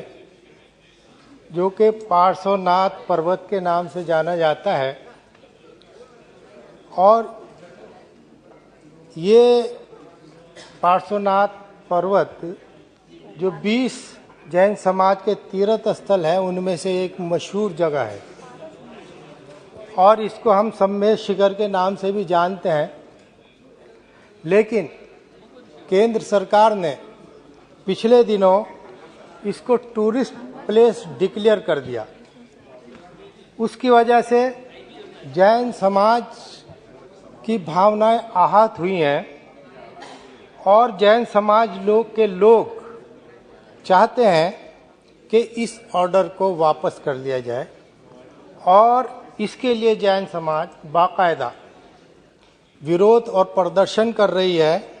इसलिए मेरा अनुरोध है कि केंद्र सरकार और मंत्री जी इस बात पर ध्यान दें और इस आदेश को वापस लें ताकि जैन समाज की जो भावनाएं आहत हुई हैं उनको दूर किया जा सके। धन्यवाद आपका।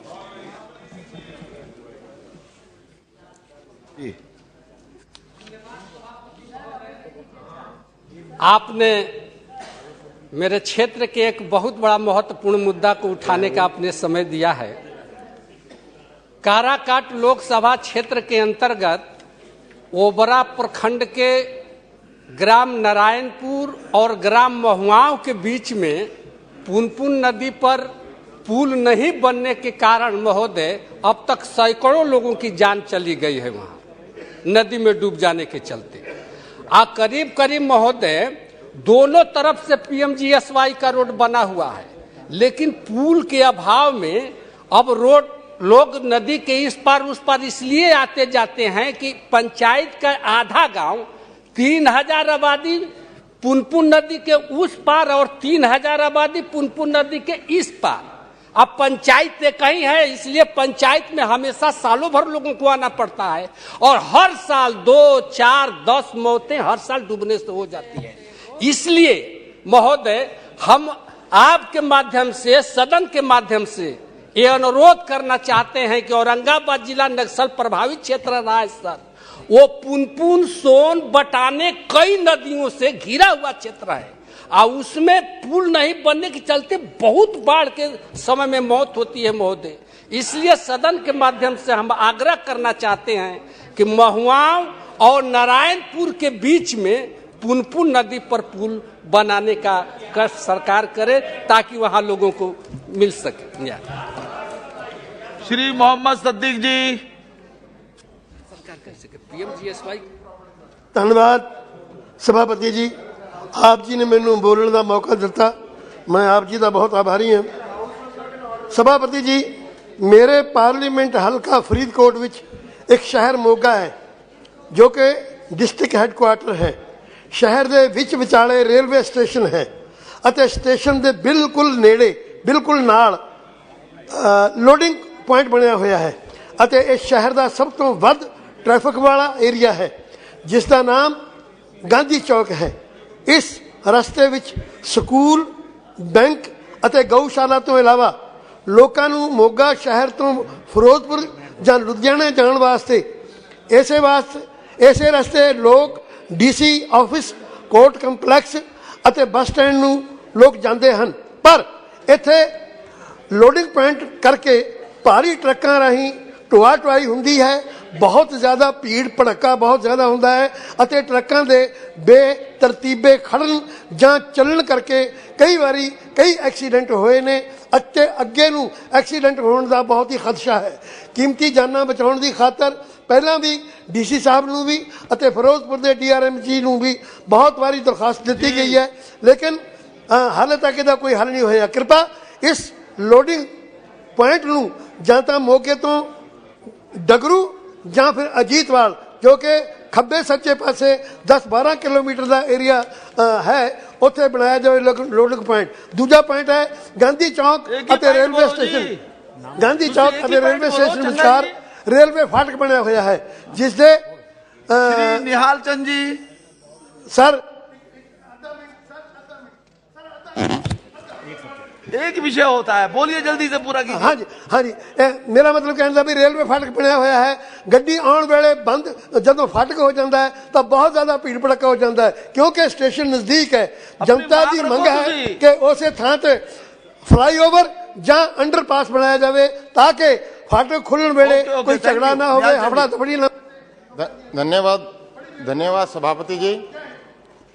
मैं केंद्र सरकार का ध्यान मैं राजस्थान की एक सड़क की तरफ दिलाना चाहूँगा। वैसे तो भारतमाला और ग्रीन कॉरिडोर से केंद्र सरकार ने पूरे देश को जोड़ा है, मैं धन्यवाद करना चाहूँगा प्रधानमंत्री जी का। लेकिन सरकार से मैं एक आग्रह करूँगा कि वर्ष 2019 में उदयपुर में प्रधानमंत्री जी के सामने आदरणीय नितिन गडकरी साहब ने एक मेरी कॉन्स्टिट्यूंसी की सड़क सूरतगढ़ से रावतसर वाया बडोपल इसकी घोषणा की थी, जिस सड़क को NHI को बनाना था, जिसकी भूमि अधिग्रहण भी होगी थी और इसकी DPR भी तैयार होगी थी। मेरा आपके माध्यम से केंद्र सरकार से माननीय मंत्री जी से आग्रह है कि इस सड़क को तुरंत स्वीकृत करके इसको चालू कराया जाए। बहुत बहुत धन्यवाद। जिसको सदन्ना साहब जी। Thank you, sir, for giving this opportunity. There's a very important river called Zwari River, separating. हो गया now please. Yeah, continue now. There's a very important river called Zwari River, separating South Goa from North Goa. And there's an important bridge called Zwari Bridge. The traffic has increased so much, there's a lot of pressure on that old bridge. A new bridge was floated in 2016 and it was to be completed in 2019. The sorry state is that up to now, we are in 2022, it has not been completed. Goa is a touristic state. So many tourists come. Every second day, there is traffic jam. And people have brought to my notice, many a time, it takes 2 hours just to cross the bridge. Can you imagine?